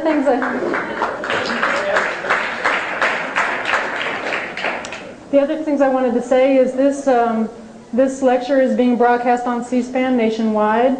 I can't tell you the dates right now, but it'll be probably more than once, and you can look for that. Also, DC Cable, the Channel 34 Public Access channel, will be broadcasting this lecture. We have the Covert Action Information Bulletin and other materials and books on sale behind you out these back doors. You can check those out after the question and answer. The bibliography that's available, I'm going to put the address here on this chalkboard back here. Okay, back to John.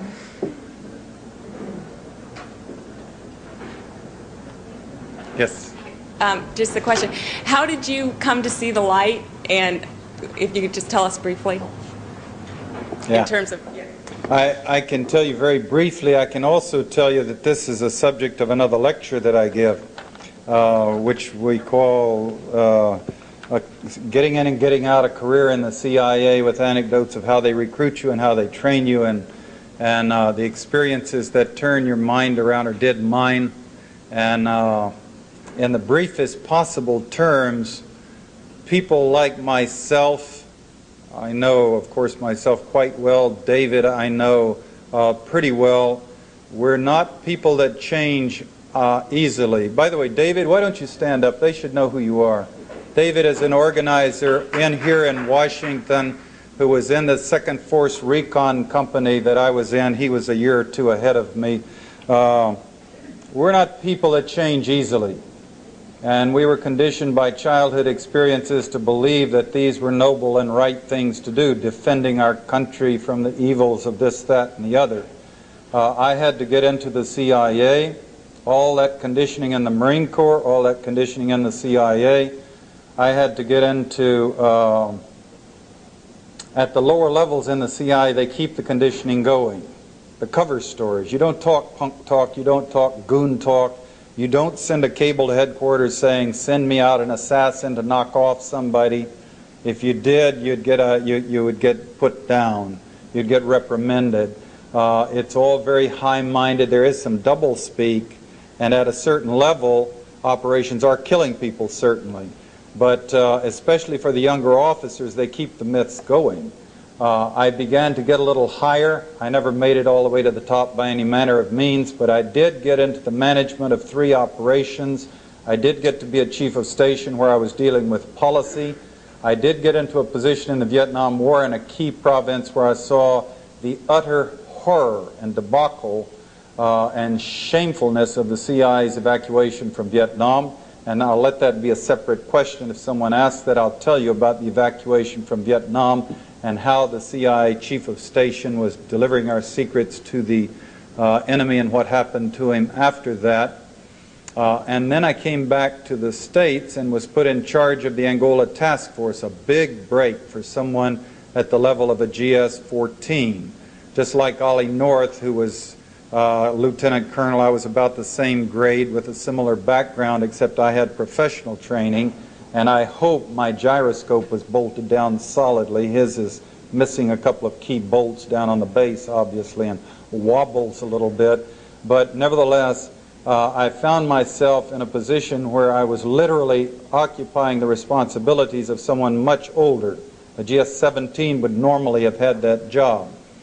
Because the chief of Africa Division had been struck down with polio and was somewhat immobile, he wanted to run this operation, but he literally he had no paramilitary expertise, which I did, and he needed a good set of legs. And I was very young and energetic and jogging and lifting weights, and so we were kind of a team. And that put me on a subcommittee of the National Security Council running this operation internationally. Now, you can ask, in Vietnam we left our employees behind in a scandalous way, and in many cases we left the files behind that identified them.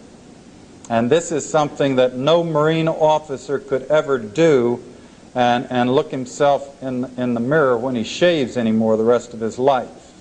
And we did it. I fought it, but I was forced to do it and left the country leaving my people behind. So you can ask, well, why did you take this next job? And without being melodramatic, I am not a brilliant person, and I was much more confused then.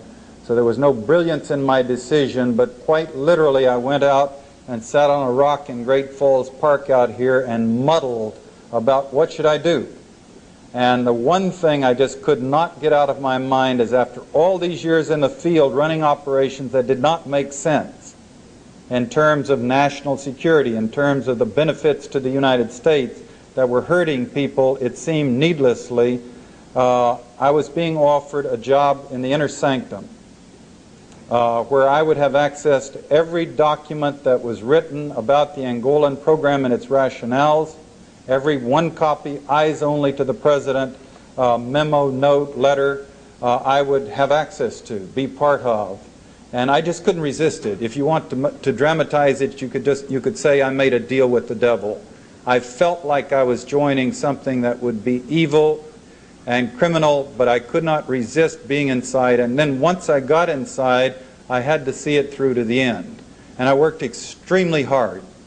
These jobs, this is something that North does not exaggerate when he was writing notes saying, someday I've got to get some sleep. You close your safes well after midnight and you're sitting back at your desk at 6 in the morning, and that goes on holidays, weekends, around the clock, Christmas, on and a fly overseas, fly back. You don't have time to go home to change clothes. You're working so hard to keep all of the things going because it's happening in Angola, but you're coordinating them all over the world. And I didn't want to stop until it was over because I didn't want to feel like I had seen up to here and I hadn't seen the end of the show. And I was taking notes as I went. You're permitted to do that in the agency because you're having meetings, a staff meeting, for example, from which may come 50 immediate cables, all of them vitally important. And you've got to be able to put down 7,000 rifles and not 700,000 rifles. So a lot of people are scribbling notes, and I carefully scribbled notes, including as rapidly verbatim as I could as what Kissinger said, what Ambassador Ed Mulcahy said, what Jim Potts, Bill Colby said, what each person said. Sometimes I couldn't keep up with them, but trying to get it all down because I had a purpose not to write a book. It never entered my mind. I had never known anyone who had written a book at that time, but I just wanted to know for myself what this stuff was all about. Just to give you one anecdote, and again, you can read my book In Search of Enemies, so we don't have to spend more time on the Angola program, except just to say that National Security Council meetings, and I didn't get to go to many of those, the CI director would go to those. I went to all of the working group subcommittee meetings. But the National Security Council meetings they're crackling, they're important men, and I say men because I don't know of any women that have ever served on them. Secretary of State, Secretary of Defense, Vice President, the President comes in sometimes, the CI director, people like that with enormous responsibilities and power who are aware of their power. The etiquette is that you don't keep people waiting. You don't show up 30 minutes late to those meetings because the other people are powerful and busy too. But one day, Henry Kissinger came to the meeting late, and everyone was having to wait. Now, mind you, this is not a meeting of the Supreme Court, which is prescribed by law where everybody sits according to seniority. At least that time, it was an office, a not very esoteric office in the White House with an oak table and some drapes and some maps, but no electronic flashing boards or anything like that, and people sit around a table, and then chairs where staffers can sit around beside the table and help the boss. And the Secretary of Defense plopped down in a chair to talk to somebody while we waited for Kissinger. And then Kissinger came steaming in, and he told the Secretary of Defense, you know, I'm here, we can go to work, move down to your chair. And the Secretary of Defense said, well, I'm all set up here today, you sit down there today. And Kissinger said, no, I'm the Secretary of State, this is my chair, you sit down there. And they argued like 5-year-olds for about 5 minutes, and eventually the Secretary of Defense wouldn't move, and Kissinger had to go sit down at that end of the table, but he turned his back on the briefings and sulked. He wouldn't pay attention to that, to what we were saying that day, because he couldn't have his chair. And we were making decisions that were getting people killed in Angola, and I'm not exaggerating one bit. I could go on and on with such anecdotes of what I saw. Some of them obviously much more pertinent and detailed and serious than that one, but the fact that I left afterwards, I testified for 5 days to the Congress. I did not plead the Fifth Amendment. I did not think that officers in the Marine Corps and middle-level officers in the CIA should have the right to plead the Fifth Amendment. If they've been involved in a government operation, doing what they thought was their duty, if they've gone awry, I felt like we had a responsibility to take our medicine if punishment was due. In addition to which, because of the nature and detail of my notes, I knew there was no way they could put me in jail without putting Henry Kissinger in jail and the CIA Director Bill Colby in jail too. So that would be my consolation if they convicted us of a conspiracy in the thing. And that's the beginning of the story, because I left the agency then, I wrote the book, and then I went on to read endlessly and travel to countries like Grenada and Nicaragua and Cuba and Vietnam, target countries, to try to learn for myself what this stuff was all about that I had been part of. Yes, sir.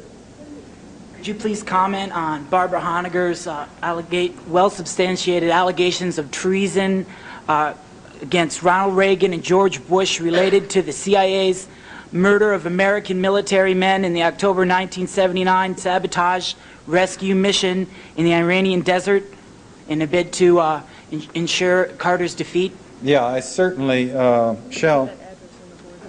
Yeah, I sure do. Just a second. I'm going to get to that, and that's a good question, but we have a couple of details before. I should have done this before. The address of the bibliography, so that you can order copies, and it may help you get started reading for yourself. There's some students down at the University of Texas that helped me by mailing this thing out, and they have no financial support, so you have to send them, I think it's $7 is their cost for the printing costs and the envelopes and the mailing and whatnot. And yeah. Bill? Yeah. Yeah. Yeah. And also we wanted to note that there's another distinguished CIA alumnus who has gone public, Mr. Alan Orton, and if you'd like to stand up as well, who's been active in trying to speak out. Is there anyone else here, Alan, David, that I've missed? Yeah. Lou Wolf. Lou, are you still here? Yeah, Lou is the editor of the Covert Action Information Bulletin, which has probably done more to bring the history of the covert action, of the secret activities of this government public than any other one writer or author or publisher in the nation. And he's got copies back there, and I highly recommend his research and work too. Now, excuse me, sir, getting back to your question, which is a good one. Where did you go? The October surprise. This is an awkward question because I cannot endorse Barbara Honegger's research because I found it to be sloppy in some cases. So I'm not going to comment on it in detail. I will comment on the October surprise by saying that most of the best heads that I know analyzing that event, what the event is that in 1980 our embassy was being held hostage and our media was making a big issue out of it as part of the surge towards conservatism that eventually got Ronald Reagan and George Bush elected into the presidency. And this was a massive orchestrated plan that involved the ABC television, with America held hostage on television several times a day to keep the people exercised and feeling militant, with people in the Pentagon and the CIA and the State Department cooperating with the Bush-Reagan candidates to Jimmy Carter's detriment. The point was that in October, if the hostages had been released, it's quite possible that Jimmy Carter would have won the election. So it was urgently important that Iran not release the hostages until after the elections, and they did not. And then they held them another 76 days until the inauguration of Ronald Reagan and released them 2 hours after he was sworn into office, so he would get credit for their release. And within a few weeks, the first flow of arms was approved. Sale of arms to Iran, secret sale of arms, was in fact approved. So the best heads that I know seem to agree that there was a tacit agreement, at least between the Bush-Reagan campaign and the Iranian government, that if they would keep the embassy people hostage, that the U.S. administration, Reagan administration, would smile on them afterwards. Now, as far as the details of the story that George Bush flew to Paris to deliver $40 million to the Iranians as a payment for that sort of thing, in my own experience following this as closely as I can and talking to lots of journalists who have conscientiously researched this, I have not found that the case has been made to the point where I would have published it had I been a journalist or editor of the Washington Post. There are gaps. There's just details that are not there that would have been there, I think, if the story were completely true. Moreover, one of the very astute people I know, Cy Hirsch, maybe one of the best investigative journalists of our times, I would say one of the very best, certainly, maybe the best. He says, bullshit. The Iranians were quite smart enough to know in their own interests. They didn't have to be told by George Bush that it would work in their interests and favor to keep the embassy hostage and let Reagan get credit for their release. If they released the hostages after having antagonized and humiliated Carter, he would come after them with a vengeance. If they cooperated as they did with Reagan by keeping the embassy people hostage and giving Reagan credit for getting them out, Reagan would tend to go soft on them, which he did, and Khomeini could brag to his people that he had in fact impacted the American elections and virtually picked who our next president would be, and ensured that it was his choice of Satans in office, if you will. So perhaps that will suffice as a comment on that, and I again will not address Barbara Honegger's writing in detail. Yes, sir. Getting back to what you said about Noriega maybe having the goods on Bush, combined with other incidents like Station Chief Buckley having all that information extracted from him, and if indeed the presidency is being held hostage, or certainly we're experiencing a paralysis, yet denying degradation to the environment like lemmings, given also the dynamic with the East and their rapid changes, and it's becoming more of a north-south rather than east-west situation. So much of the CIA work is analyzing. Could you give us perhaps a look at the global situation, and as the spiral tightens, what's going on and what we can expect in the Bush administration, for example? Well, this is getting into the questions that you love, in fact, because this gentleman has obviously got his finger on the pulse of what's happening in the world and is studying it in a serious way. And a lot of lectures I give are to people who know where Washington is and are interested in CIC stories. The Soviet Union, to me, we're in obviously the most dangerous, dynamic, exciting, troublesome period of change that I've seen since I was a kid at the end of World War II. The Soviet leadership has recognized that the arms race has been a real bummer for the Soviet economy. They came out of World War II with a giant complex about having been invaded once again by European powers, and they said never again, at any price, and with an enormous price of sacrifice of consumer goods and comforts for the Soviet people. They created a superpower military. So you have a country there now which in some ways is a third world country, but with a superpower military and nuclear weapons and all of that. Now, the country is falling further and further behind not only Europe and the United States, but also the Pacific Rim countries. Singapore, Taiwan, for example, South Korea, not to mention Japan, passing the Soviet Union by in terms of effective, productive industrial countries. And to turn this around, they simply have to get out from under this gigantic burden of producing arms so that the people have enough of an interest. I mean, large portions of the Soviet Union don't have electricity. They don't have adequate housing. They don't have washing machines. They suffer privations that we would not enjoy. They spend a lot of time, instead of working in the factory, scurrying around at other jobs, just trying to have it a little better. And there's an entire industry that's defeating the purposes of the major industries. And the leadership eventually recognized this, and that's what Gorbachev is all about. The trouble is that the Soviet Union also, and Lord knows the moves they've made and the crow that they've eaten, they've admitted they lost the Cold War. They've admitted that communism, well, in varying ways, that communism, they let Hungary say it's not a communist country. Things are happening in East Germany and Czechoslovakia that are utterly astonishing in terms of what you would have expected 3 or 4 years ago, and railing openly against themselves, against their own non-productivity, against what they have to do to turn their situation around. The trouble is that the Soviet Union has its full and fair share of Jesse Helms and Oliver North, and people, and Pat Buchanan's, for heaven's sake, and people who would stomp the world, who want a military machine. And the word seems to be that if Gorbachev cannot show economic results in the relative near future, either he will be ousted by a conservative backlash, or he will have to turn hard-nosed and crack down himself.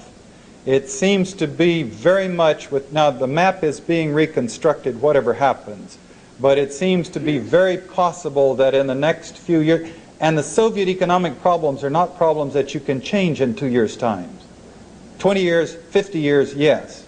But I don't think Gorbachev can make the requisite changes in the time allotted, and the clock's running on him. So we're going to see major dramatic upheavals and changes, and quite possibly a major crackdown. We've seen a major crackdown in China, for example, which was moving towards glasnost, and people got a taste of it and clumped back to a repression like in the mid and late 50s. We could see this in the Soviet Union with the return to the Cold War. There are certainly plenty of people in the United States, including both intellectuals who analyze it that way, Sovietologists, but also people in the military-industrial complex who would benefit enormously if it went that route, who are quite wishfully hoping it will, quite obviously wishfully wishing that it will. And I can't predict what's going to happen, except I'm sitting here aware, keenly aware, reading the papers with a sense that we're living the most exciting and perhaps most dangerous period of history that I've witnessed in my 52 years. With our economy and our perceived arrogance in light of all this, of our, seemingly not wanting to face reality here, and as you so eloquently outlined, our real dangerous situation that we stand with just on an economic level alone. Can you look a little into that? It seems to me, and I consult with economists every chance I get, like Lloyd Dumas down in Texas and others about just that. Where's it going for us? And mind you, all economists, like Talmudic scholars, disagree, it seems, about whether, slow decline of the United States or sudden collapse or what's going to happen. It seems to me that one possibility of what is going to evolve, it's clear that we have lost economic superpower status. We still are a gigantic driving economic machine, but we're a debtor machine. Other countries are healthier than we are economically. They're creditor countries, specifically Japan and Germany. Other countries have industrial trade gaps, trade credits instead of deficits, including Taiwan, for example, and Korea and Singapore, to our disadvantage, sucking the money away from us. But what they're doing so far is reinvesting the money back, buying up the debts in the United States. It has not turned into a bad debt yet. It's just that we own less and less of ourselves, of our own country. So that we're creating a situation where there will be other peoples who will be the bankers, and we will remain the policemen, or the soldiers, or if you will, the mercenaries, or describe it as you will. The way this could actually work would be we obviously would have tremendous clout, but we would have less control of economic decisions around the world. Just to give you some examples of how this works, George Bush, I don't know if you caught the 60 Minutes show during the presidential election campaign, in which they revealed that 18 members of his campaign staff had accepted six-figure fees from other governments to advise them. He had surrounded himself with international lobbyists. What they're moving towards is an internationalist world, a multinational world. The people that he represents, which are the capitalists, are internationalists now, and they don't see the U.S. as an island in itself, or their island, or their country. They see a world economy of which they're a part and in control, and the U.S. building missiles, and they can profit from that. And the U.S. standard of living dropping, that's okay with them because their standard of living is certainly not dropping. And then watching, events in Russia and China and other parts of the world to see how they can play and tune them to the increased productivity of their own economic interests. One thing that Lloyd Dumas points out to me, though, that's pretty scary is I'm saying to him, but look, they spend all this money to build these weapons, and then the weapons could destroy the world, and it doesn't seem like they're thinking very far ahead in terms of their own interests. And he says, are you kidding? These people are looking at quarterly reports, and if they're in the red for 2 quarters, they're out. And they're not planning the world economy. They're not planning the economic health of the United States. There's some vague trilateral planning between Europe, the U.S., and Japan of how they can work together to achieve greater industrial success. But basically, they're looking at very short-term profits of their corporations in competition with other corporations, which is another way of saying they're not responsible. They don't consider it their job to be responsible for the fate of the earth. That's other people's worries. Their job is to get that next quarterly report into the black and the shares up. Yes, sir. Hi. First, I'm from the Christic Institute, and I speak for a lot of people there in thanking you for your work. There's great talk. Thank you. Also, I had a question about Southern Africa, and with the conditions there, talk of maybe perestroika in Southern Africa, in South Africa. I was wondering if you give that any credence. It seems hard for me to believe. And just to talk about what South Africa's role has been in destabilizing that whole region, and how the CIA uses pariah nations like South Africa, Israel, Taiwan in its work. I don't know. I call people like Jerry Bender, who's the best scholar that I know on Southern Africa. I mentioned him, during the talk, and in London I talked to Victoria Britton, whose book E Victoria certainly doesn't give you much hope about a change of whatever in South Africa. She's detailing the continuing horrors, and they continue.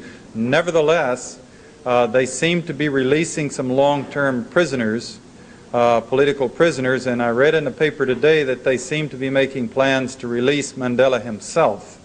And it may be. Now, I know I visited South Africa many years ago, and I found that there are a lot of whites there who are not as comfortable with apartheid as you would think. There's a hardcore segment and enough of a majority that they've kept it tightly buckled down. But I was invited and went to a sports event at the University of Cape Town. I was a judo player. I was on a military cruise. I was, goodwill sort of thing. I worked out, and it was a totally multiracial meeting and group, and the whites and blacks, we went drinking afterwards, and I was a little shocked.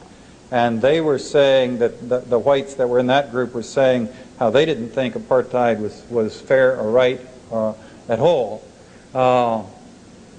I don't know. Is it possible that they're getting tired, the Dutch descent, hardcore advocates of apartheid, are, after the decades, are feeling the international pressure and realizing that sooner or later they have to make change and trying to work out more peaceful accommodation?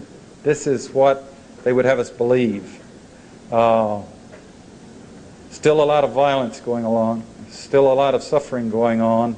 I have not been able to get any of my gurus on the subject to say that they are confident that apartheid is going to be abolished in the near future, but they give credit to the fact that Namibia is being, its status is being changed. The South Africans still want to retain control of it, and the others in Mandela may be being released, and these do seem to be gestures tentative in the right direction. That's a kind of a tepid answer, but I just don't dare say anything much more forceful. Did you work at all with South Africa folks when you were operating in Angola? Yeah, now mind you, my job was in Washington, national security. I went to Angola. I had chiefs of station throughout Africa reporting to me and to my boss. And we were working with South Africans, and I definitely had personal contact with South Africans and all of that. So the answer is definitely yes. The CIA, I can go on to comment beyond your question, had a traditional affinity for the white South Africans. BOSS was considered to be a friendly service.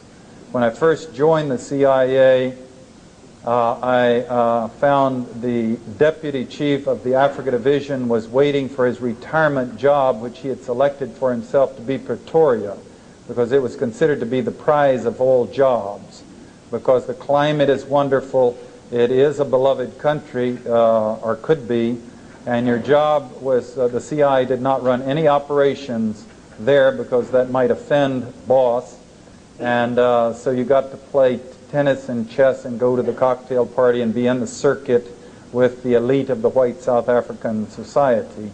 So it was a prize assignment.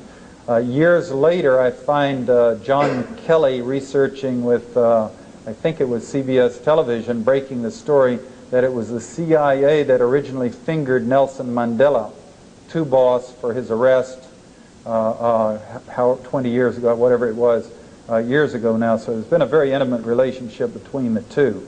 When the sanctions were forced upon the Reagan administration, they had an exception that the CIA would not be prohibited from continuing its intimate relationship with the white South African Secret Service.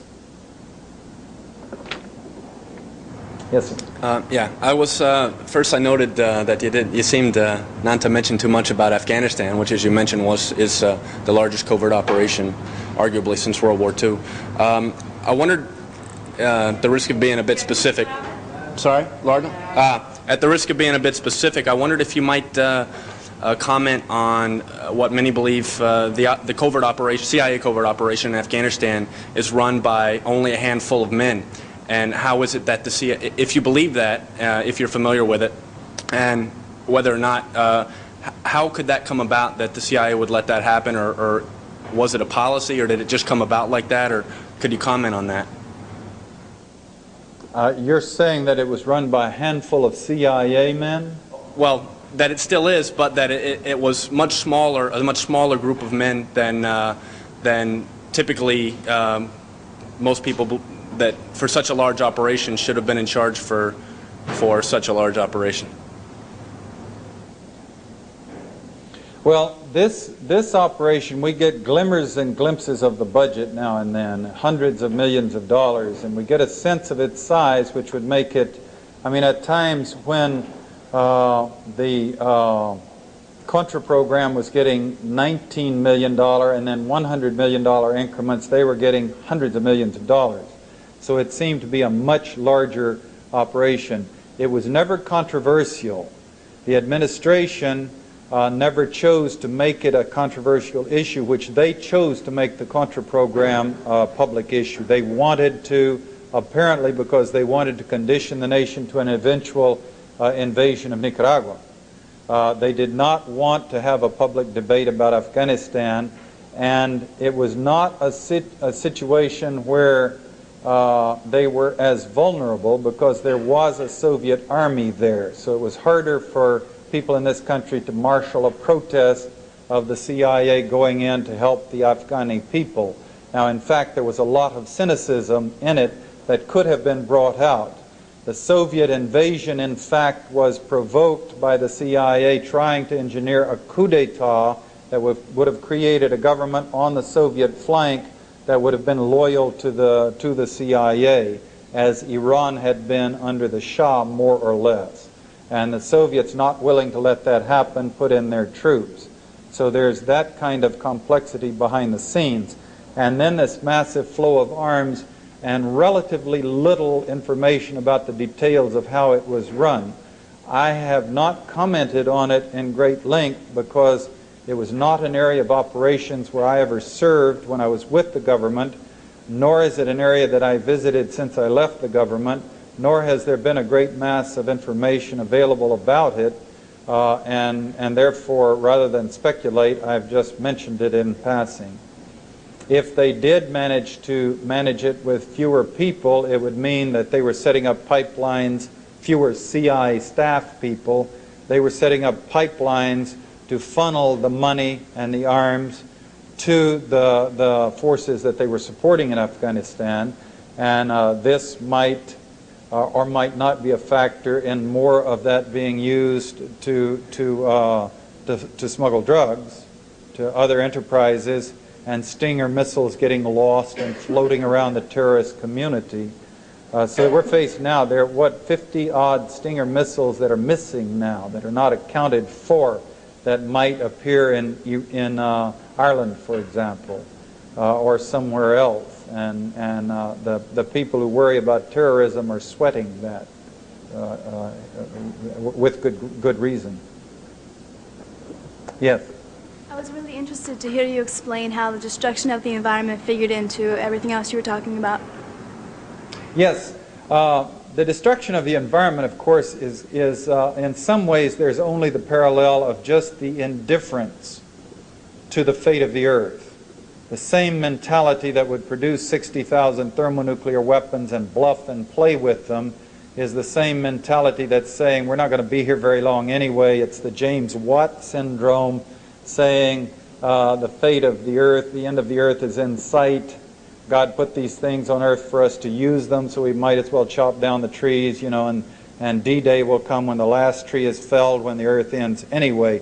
This kind of short-sighted thinking, the presumption, the Jerry Falwell, you know, God will call the chosen up on high, and wishing, you know, begging, please call us, kind of thinking, as opposed to seeing ourselves as custodians of the planet Earth.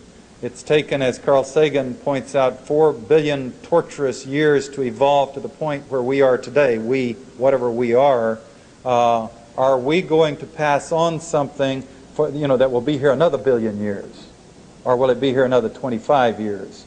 And our attitudes are 25 years.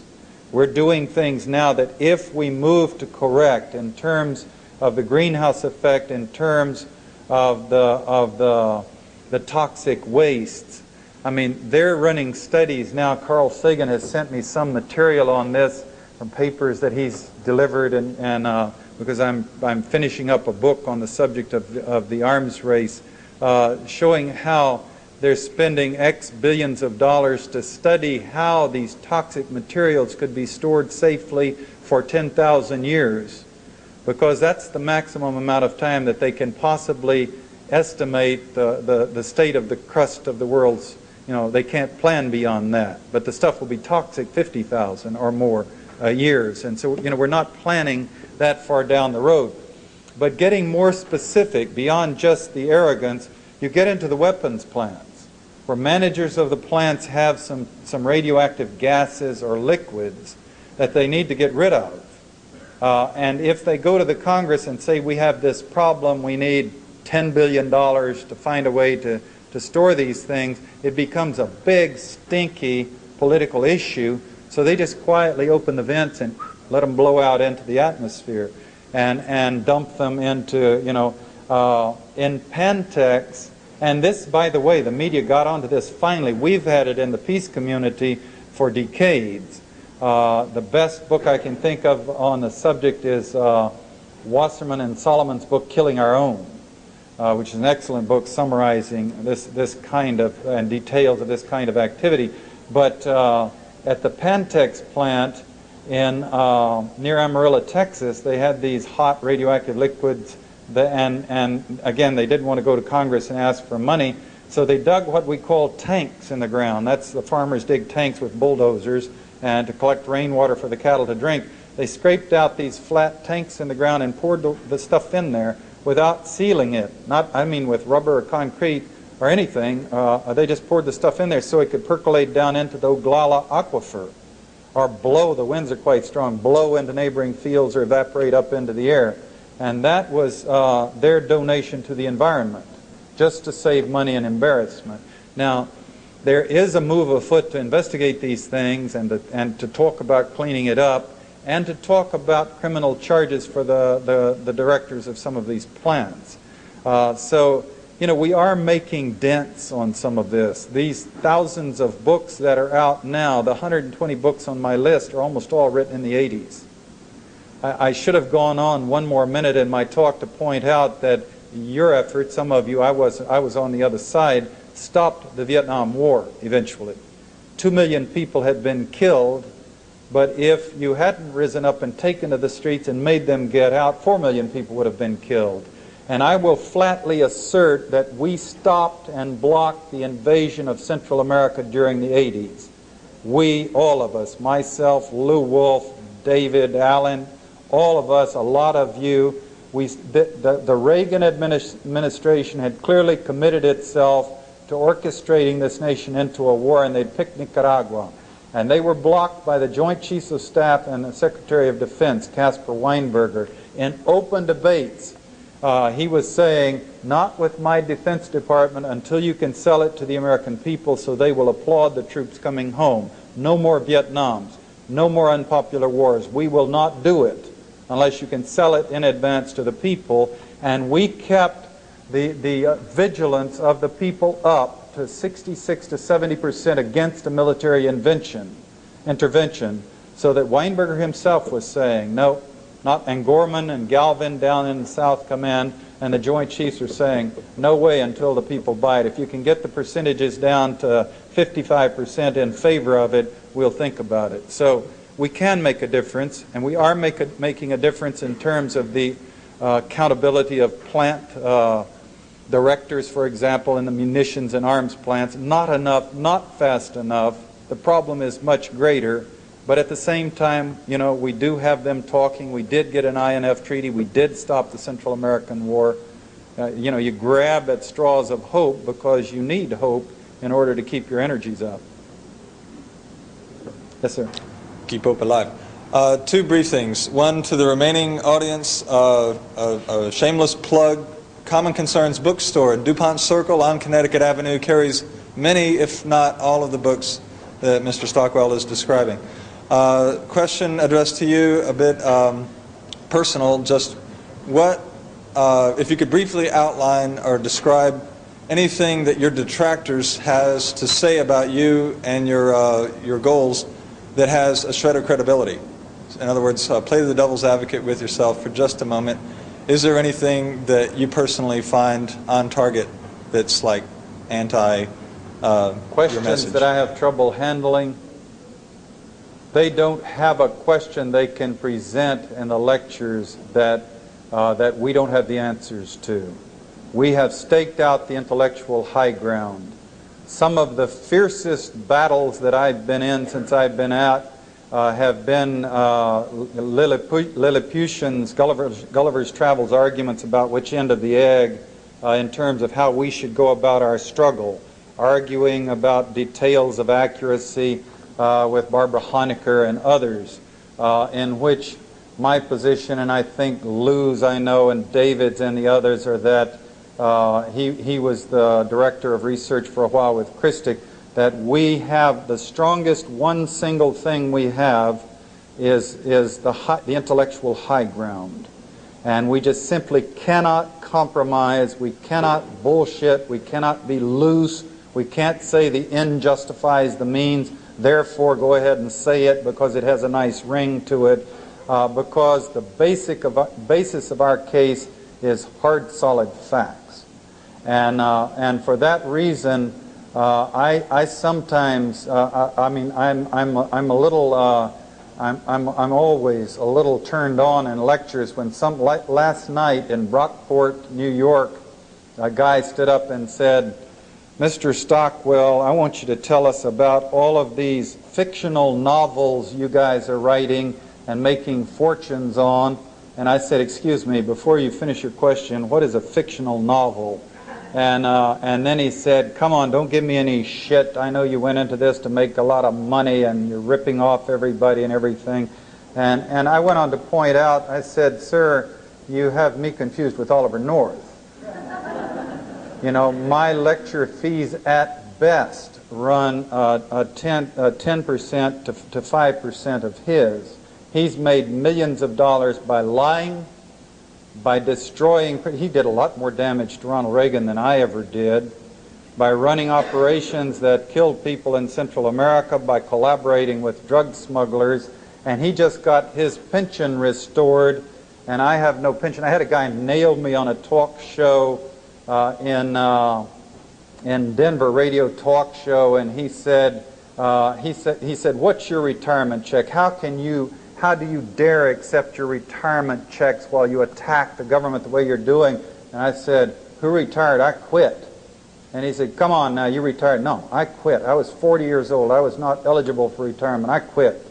I got nothing to feed my family except my wit and a little bit of luck and the generosity of people who bring me into lecture. And when I can sell something that I write, but mostly the New York publishers don't want to publish the stuff I want to write because most of them are owned by the multinational corporations." I appreciate your presence of mind. Well, I came into this, mind you, with a morbid fear of public speaking, with the thought that I was the least likely public speaker on the face of the earth, having been slow of wit and having had a little bit of a speech, not impediment, but a speech difficulty as a boy. You wouldn't pick me if you were going to train someone and send them out to debate these issues. And I gained confidence over the years because I found that the subject material genuinely interested people, and that as I read the books, I could handle the questions. I've fought off and on with a stomach ulcer and the anxiety and loose bowels before I go on to lecture, and what if they ask this and that and the other. And there were a lot of humiliations at first where I would be making a point and someone would stand up and say, "With all due credit, Mr. Stockwell," at one point I had the pyramids, I'd misplaced them by 2,500 years. And mind you, I've been to Egypt and seen the pyramids, and the result is because of my anxieties, you just don't catch me very often. My nose is not in a book. And trying to memorize, trying to make the gray matter work, studying. Before I came here tonight, I was in the hotel going over my notes. Mind you, I've given 600 lectures, but I was going over my notes again to get it straight. But it's given me a lot of confidence to find professors and scholars, to have Carl Sagan say, "You got it right, John." This sort of thing, we do have it right. And the reason I lean on this point a little bit is that if I can get to a point of intellectual confidence, you can too. And this is very important because I know what the feeling is when you go out and you're on a protest or a demonstration, or you go home on the holidays and your parents are nice people, but they're saying, "What is this liberal shit you're being fed at college? I should shut off your money or something." You can develop the same confidence just by informing yourself and getting your head involved. Yes, ma'am. Yes, Yes, I'd like to bring back the issue of Nicaragua and get your response to the interference in Nicaragua's election, the massive infusion of money, and the destabilization of that election. And also, I'd like to get your response. What do you think the scenario would be if the Sandinistas win the next election? Well, a well-run election manipulation operation you won't see too much of. The CIA will be there quietly giving money to its choice candidates, and the candidates will be spending the money and building the cadres, and of course it taints their cause to have the CIA up front. So generally the CIA will not come to the rallies and go to the big meetings. They'll have quiet meetings in the CIA officer's home, and the Violeta Chamorros will walk out with $5 million in cash to distribute and disperse, and the CIA will put in radio stations around the region, of which there are 70 that can beam shows into the targeted country, namely Nicaragua, full of the propaganda, but still it has to be orchestrated quietly for it to be maximum effectiveness. This is one of the Sandinistas' biggest points now, strengths, is that Chamorro is just very openly identified as the CIA candidate there. There have been elections won by the CIA candidate. In 1980, Ciaga, C-I-A-G-A is the way it's spelled, I believe, in Jamaica, won the election despite open support from the CIA. So Chamorro might win if the country were stressed out enough and the people were so tired, and the Sandinistas with their policies had turned sour and turned the people off. I don't think she will. I don't think she'll come close. But if it's done well, we may not see. We do have historical evidence, though, to see how these things are done. In 1984, in El Salvador, the CIA spent $2.2 million on those elections successfully to put Napoleon Duarte, a longtime CIA agent, into power. He was selected because he was a moderate who could be sold to the people in this country as a moderate, so the support could continue to El Salvador. The reason we know so much about that election is because this antagonized Jesse Helms, who favored Roberto Dubuisson, Nazi comrades in arms.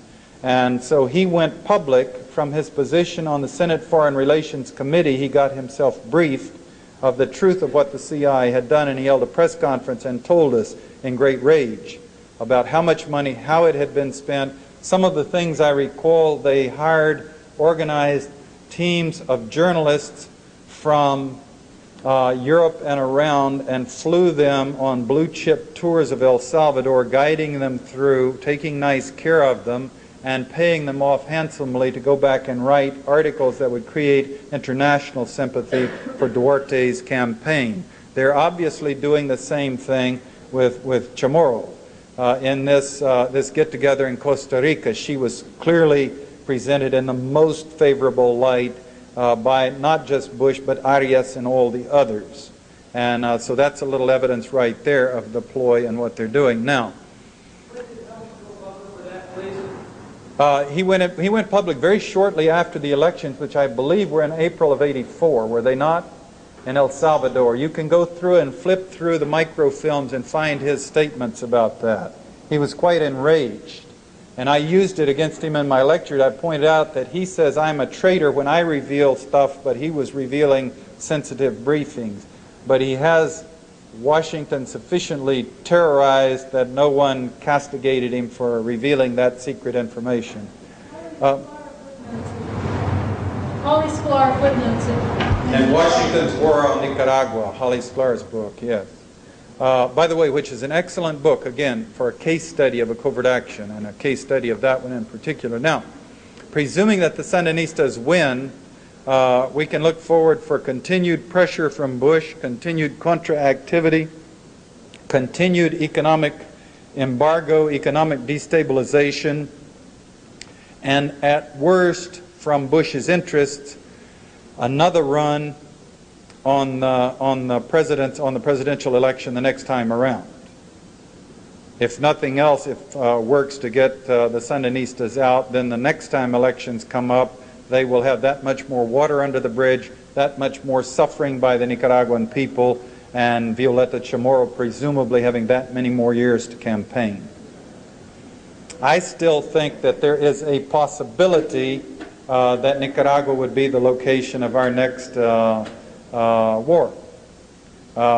We don't know yet where Bush is going to go. So far, he seems to be exercising more restraint than Ronald Reagan did. Reagan clearly liked to stomp. Bush has pulled back a little bit when he could have stomped in Panama.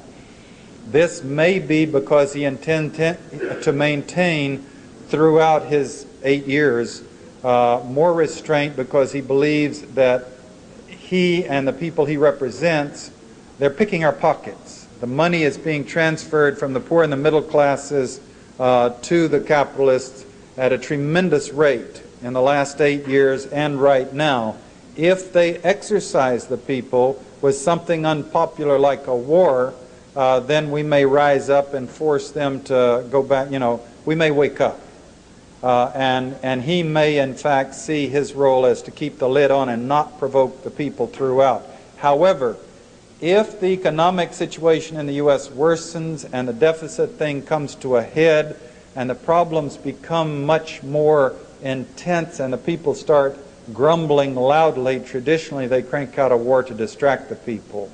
And he does have an obvious case of testosterone poisoning. And it would not be hard to see him taking some pleasure in orchestrating a war and showing that he has, that he has courage too. Seems almost as if he's waiting to have Congress, or the right wing, pushed him.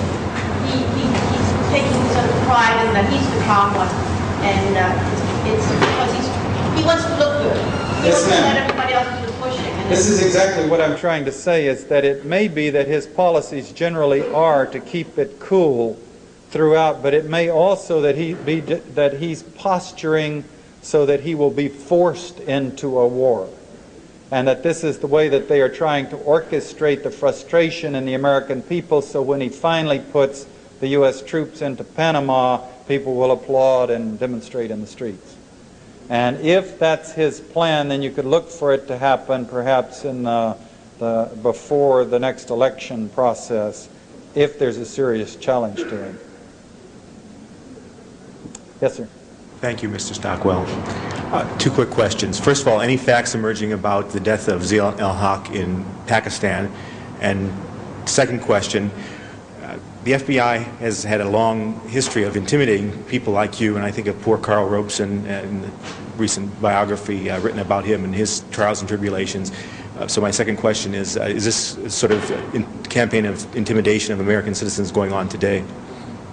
I'll pass on the first question because I just simply don't have any inside information on Pakistan. I'm not saying this is not an important part of the world. It is, it's just not my area of expertise. On the FBI intimidation, as I said before, we have the FBI director's admissions of punishment of FBI officers for improper targeting of civic groups, of peace groups. We have evidence of disruptions. We don't know what the CIA has been doing. I have been sued. I've been there's clearly universities that won't hire me to lecture because the Defense Department or the FBI is telling them I'm a dirty bird. It goes a step beyond that, and something I'm not sure whether it's funny or scary, but last week I was on CNN Crossfire. They asked me on the show, and this is where Pat Buchanan and Mike Kingsley get together and beat up on guests and yell at each other. It's not my choice of formats. It's not a format where I would see myself as being quick-witted to really do a good job on. And then worse, after they'd gotten me hooked onto it, and I thought they were going to come up with someone like Bill Colby to debate me on the subject of should we assassinate people, which is what William Webster, the CIA director, and the White House are trying to sell to the Congress right now as a greater license to kill, and we were to discuss this issue, and it's important, and I have a strong feeling about it, so I agreed to go. Then they told me that they had gotten Gordon Liddy to appear against me. And of course, as you all know, Gordon Liddy is a Looney Tune. And sure enough, this thing, everybody's yelling and shouting at each other. And in the course of the show, he threatened my life. He said I should be killed. And I protested, and then in different words, he said it again. And so I demanded that I be given a moment to speak. And I said, I want everybody in the nation that's listening to this show to remember, if my cars run off the road someday, to remember Mr. Liddy's threat and his FBI and CIA buddies. And I wasn't kidding at all. I was not amused with all the loonies that there are in the world out there, some of them drawing FBI salaries, to have Liddy going on television saying he thought I ought to be off. As far as morally winning the debate, it was a walkover because he was so outrageous. I think that 98% of the people in the nation would say that he and Buchanan discredited themselves totally. By the way, if you can get a copy of this thing, my slow wit, there's an amusing little footnote in it. I was in Dallas and I couldn't hear because everybody was yelling so much and the acoustics were bad on my little ear thing.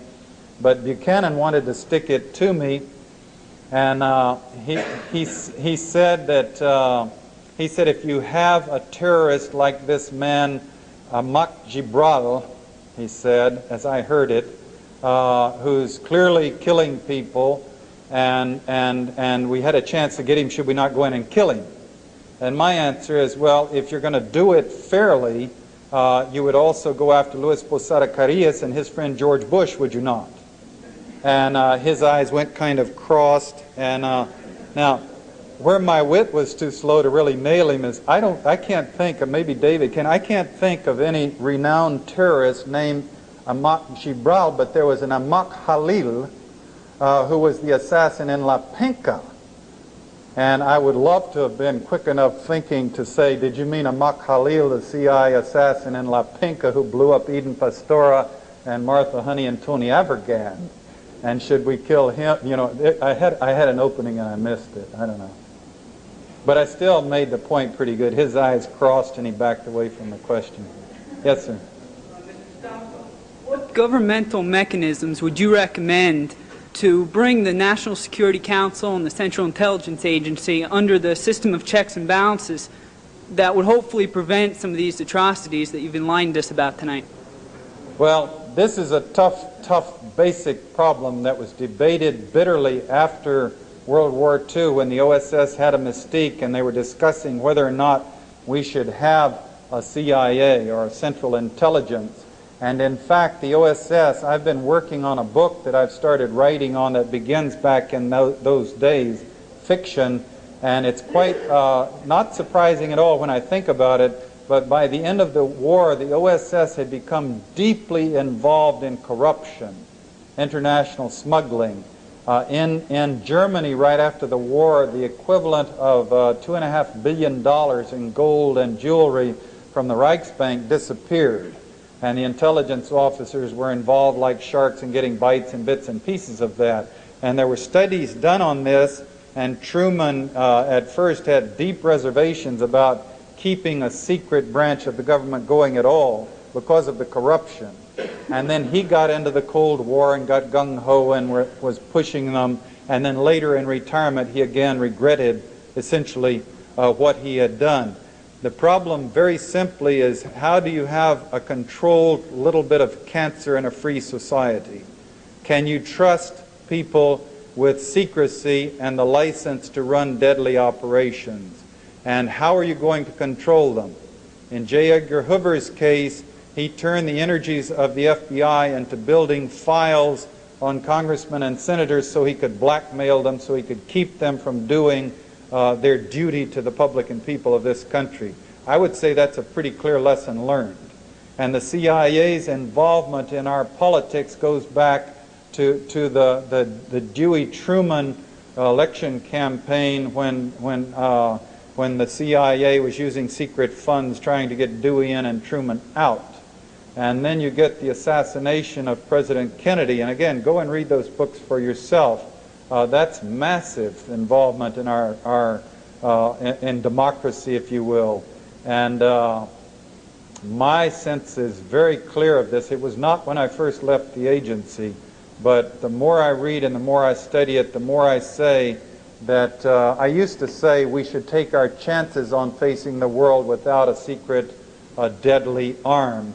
Now I say flat out, we'll be safer and healthier and stronger if we close down the operation sides of the CIA and keep the National Security Council as a strict advisory office only, without any secret police like the CIA to go out and run operations for them.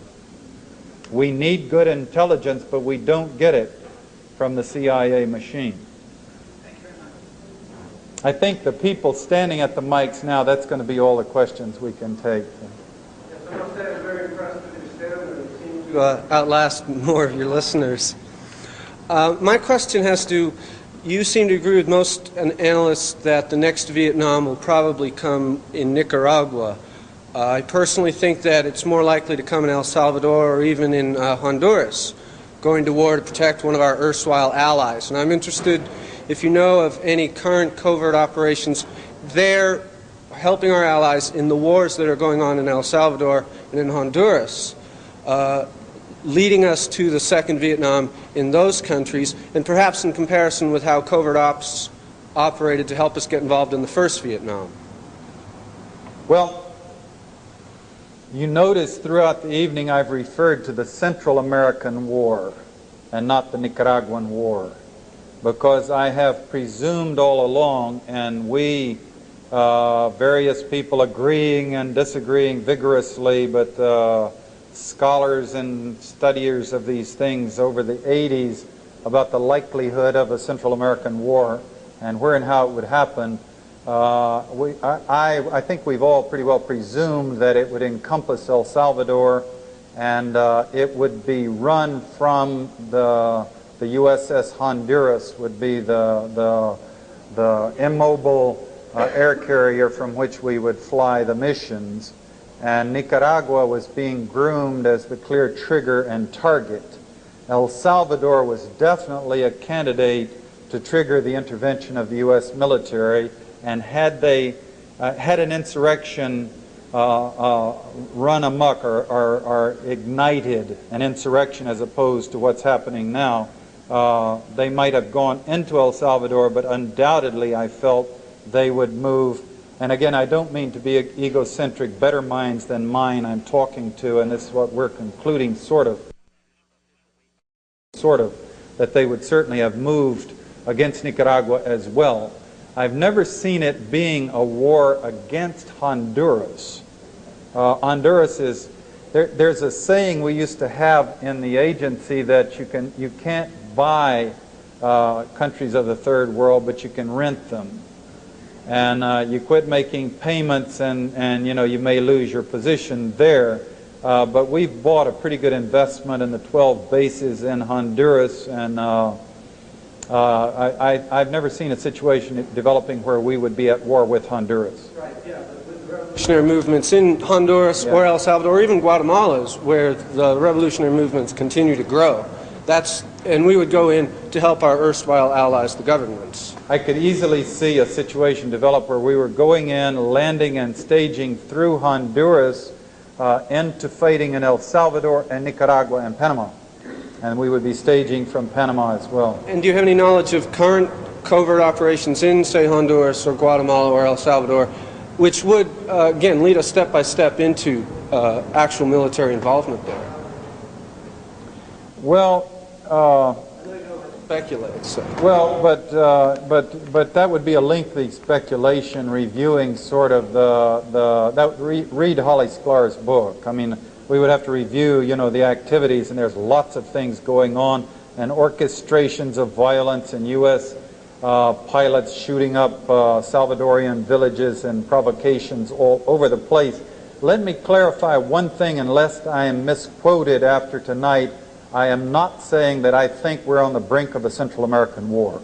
I think the odds are very remote right now that it's going to happen. It could happen. It could be that Panama would be the trigger. It could be that Nicaragua would be the trigger maybe a year or two from now. But I'm not saying that I think it's going to happen.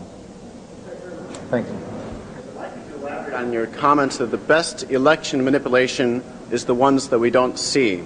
And bring us back to Southern Africa, Angola, South Africa, and Namibia as we approach next week's elections. From where you were in 1976, how was the Angola project preparing for the 1978 planned Namibian elections?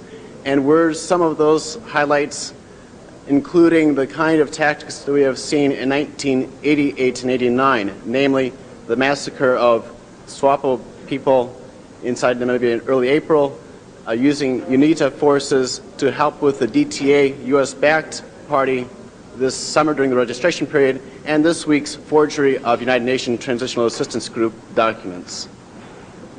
In 1976, mind you, I was leaving the government, preparing to write my book. My assessment of the chances of elections actually happening in Namibia at that time was that there was no chance.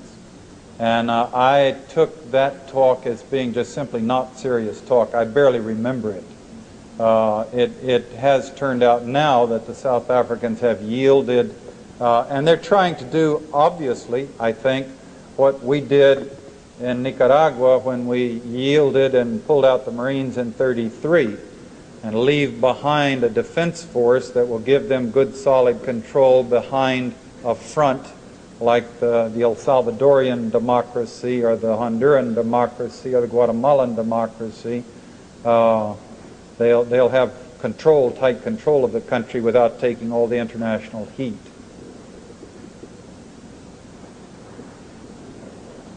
Yes, Mr. Stockwell. I've heard your discussions in the past on public radio about CIA and government orchestrations of experiments on the population with viruses and other sorts of, like whooping cough and the epidemics in San Francisco Bay, etc. I'm just curious about your knowledge or your speculation of CIA and government involvement in the AIDS epidemic. Yeah, this is one that frustrates me greatly. I debated Admiral Turner at Colby College about a year ago, and during my presentation, he wouldn't debate me, but I presented and he presented, and then they voted on the CIA on campus. And in my presentation, I said that we had the MK-Ultra program with the irresponsible research on diseases, and afterwards mysterious diseases appeared rampant in our country.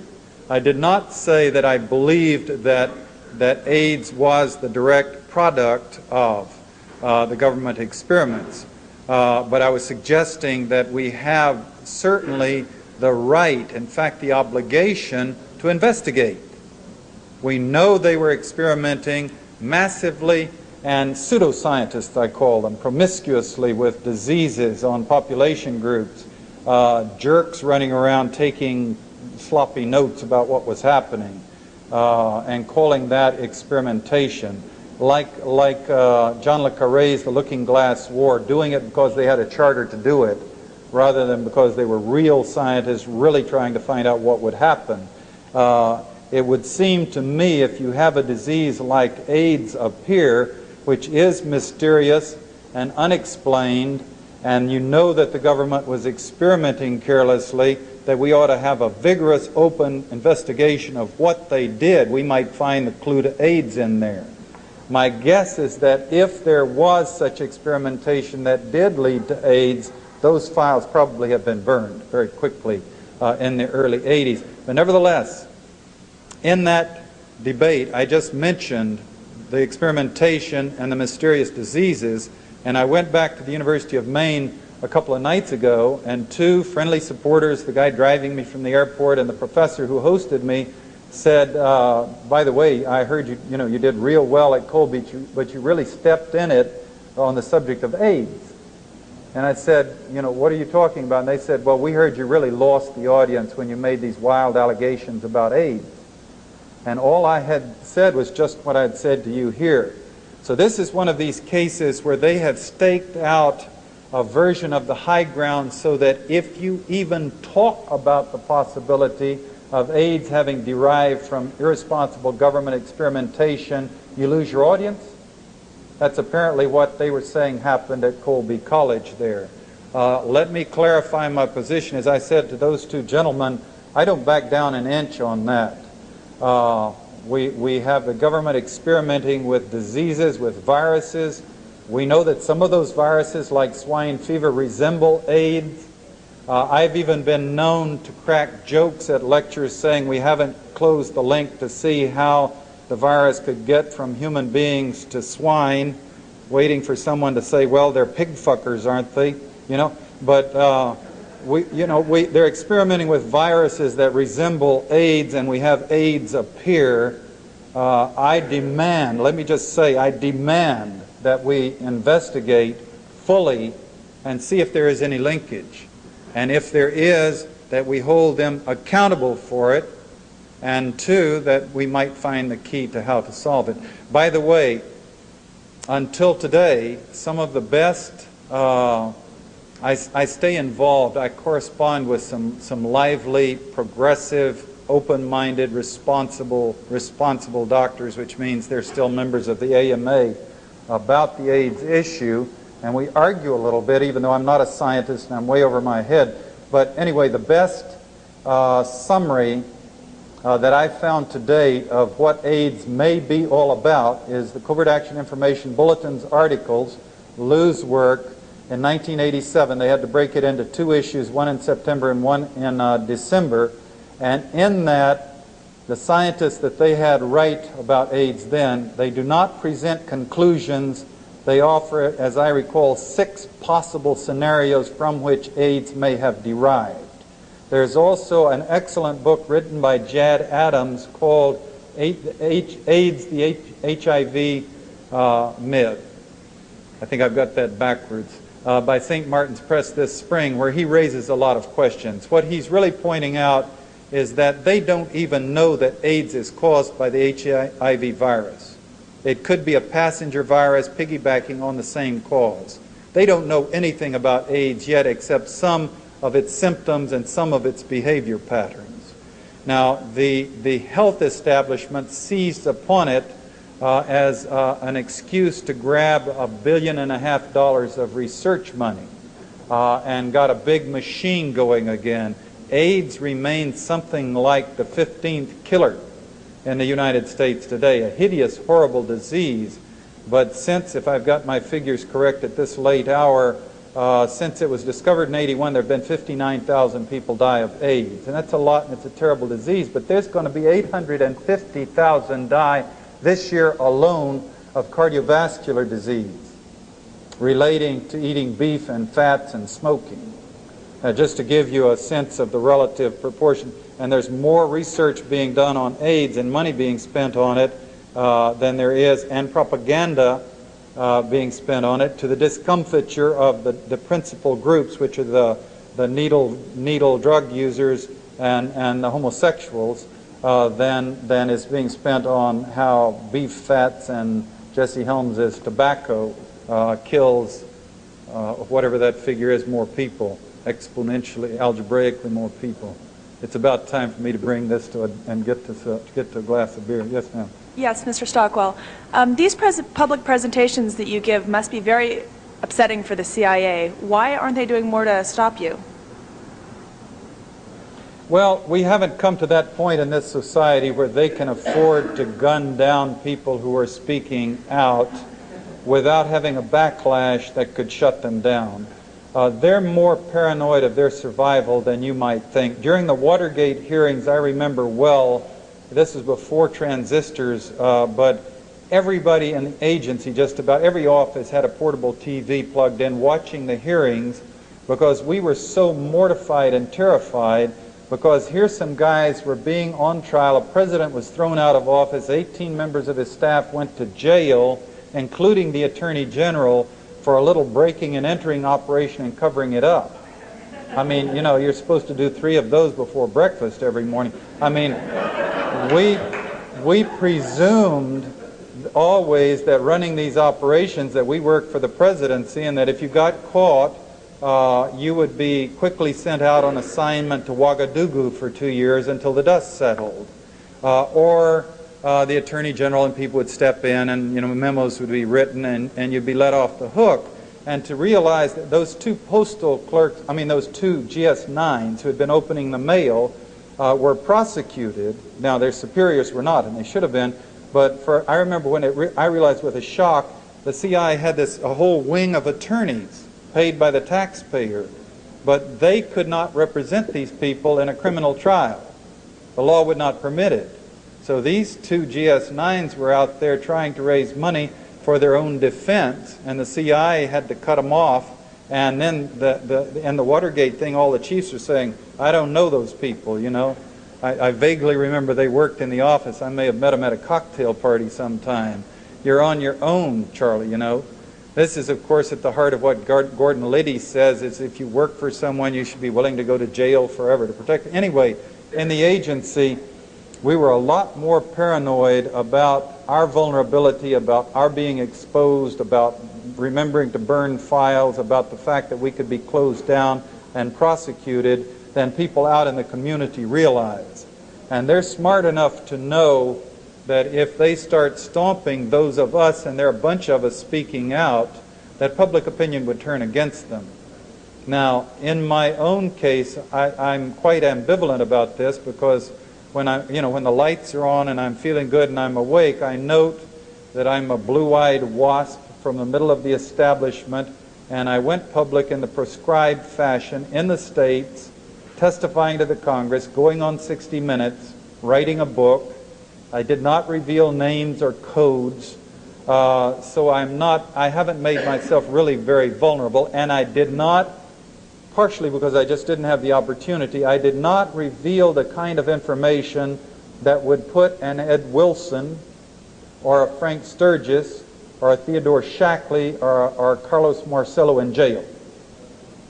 And because witnesses around those people died. I don't know any witnesses around Shackley who died, but around Marcello and Wilson, witnesses died. And I was addressing the system.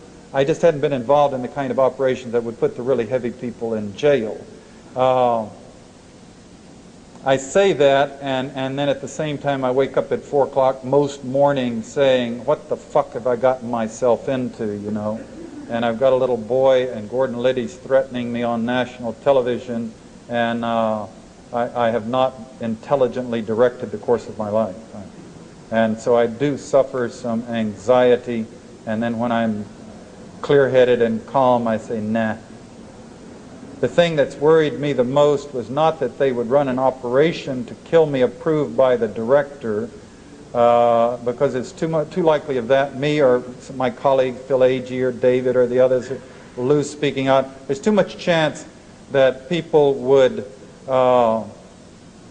someone in the group would blow the whistle and they would go to jail for violating our civil rights. I mean, it's too explosive considering the damage that we're doing. But the Looney Tunes, the people on the fringes, the Orlando Bosch's and Felix Rodriguez's and people like that, are scarier. They're the ones, or the Luis Posada Carillas. These people, yeah, that's a different thing.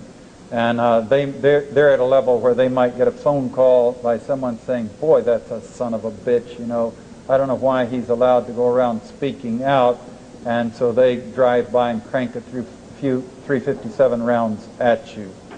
I think that's enough on that. I'll remember your question at 4 o'clock this morning.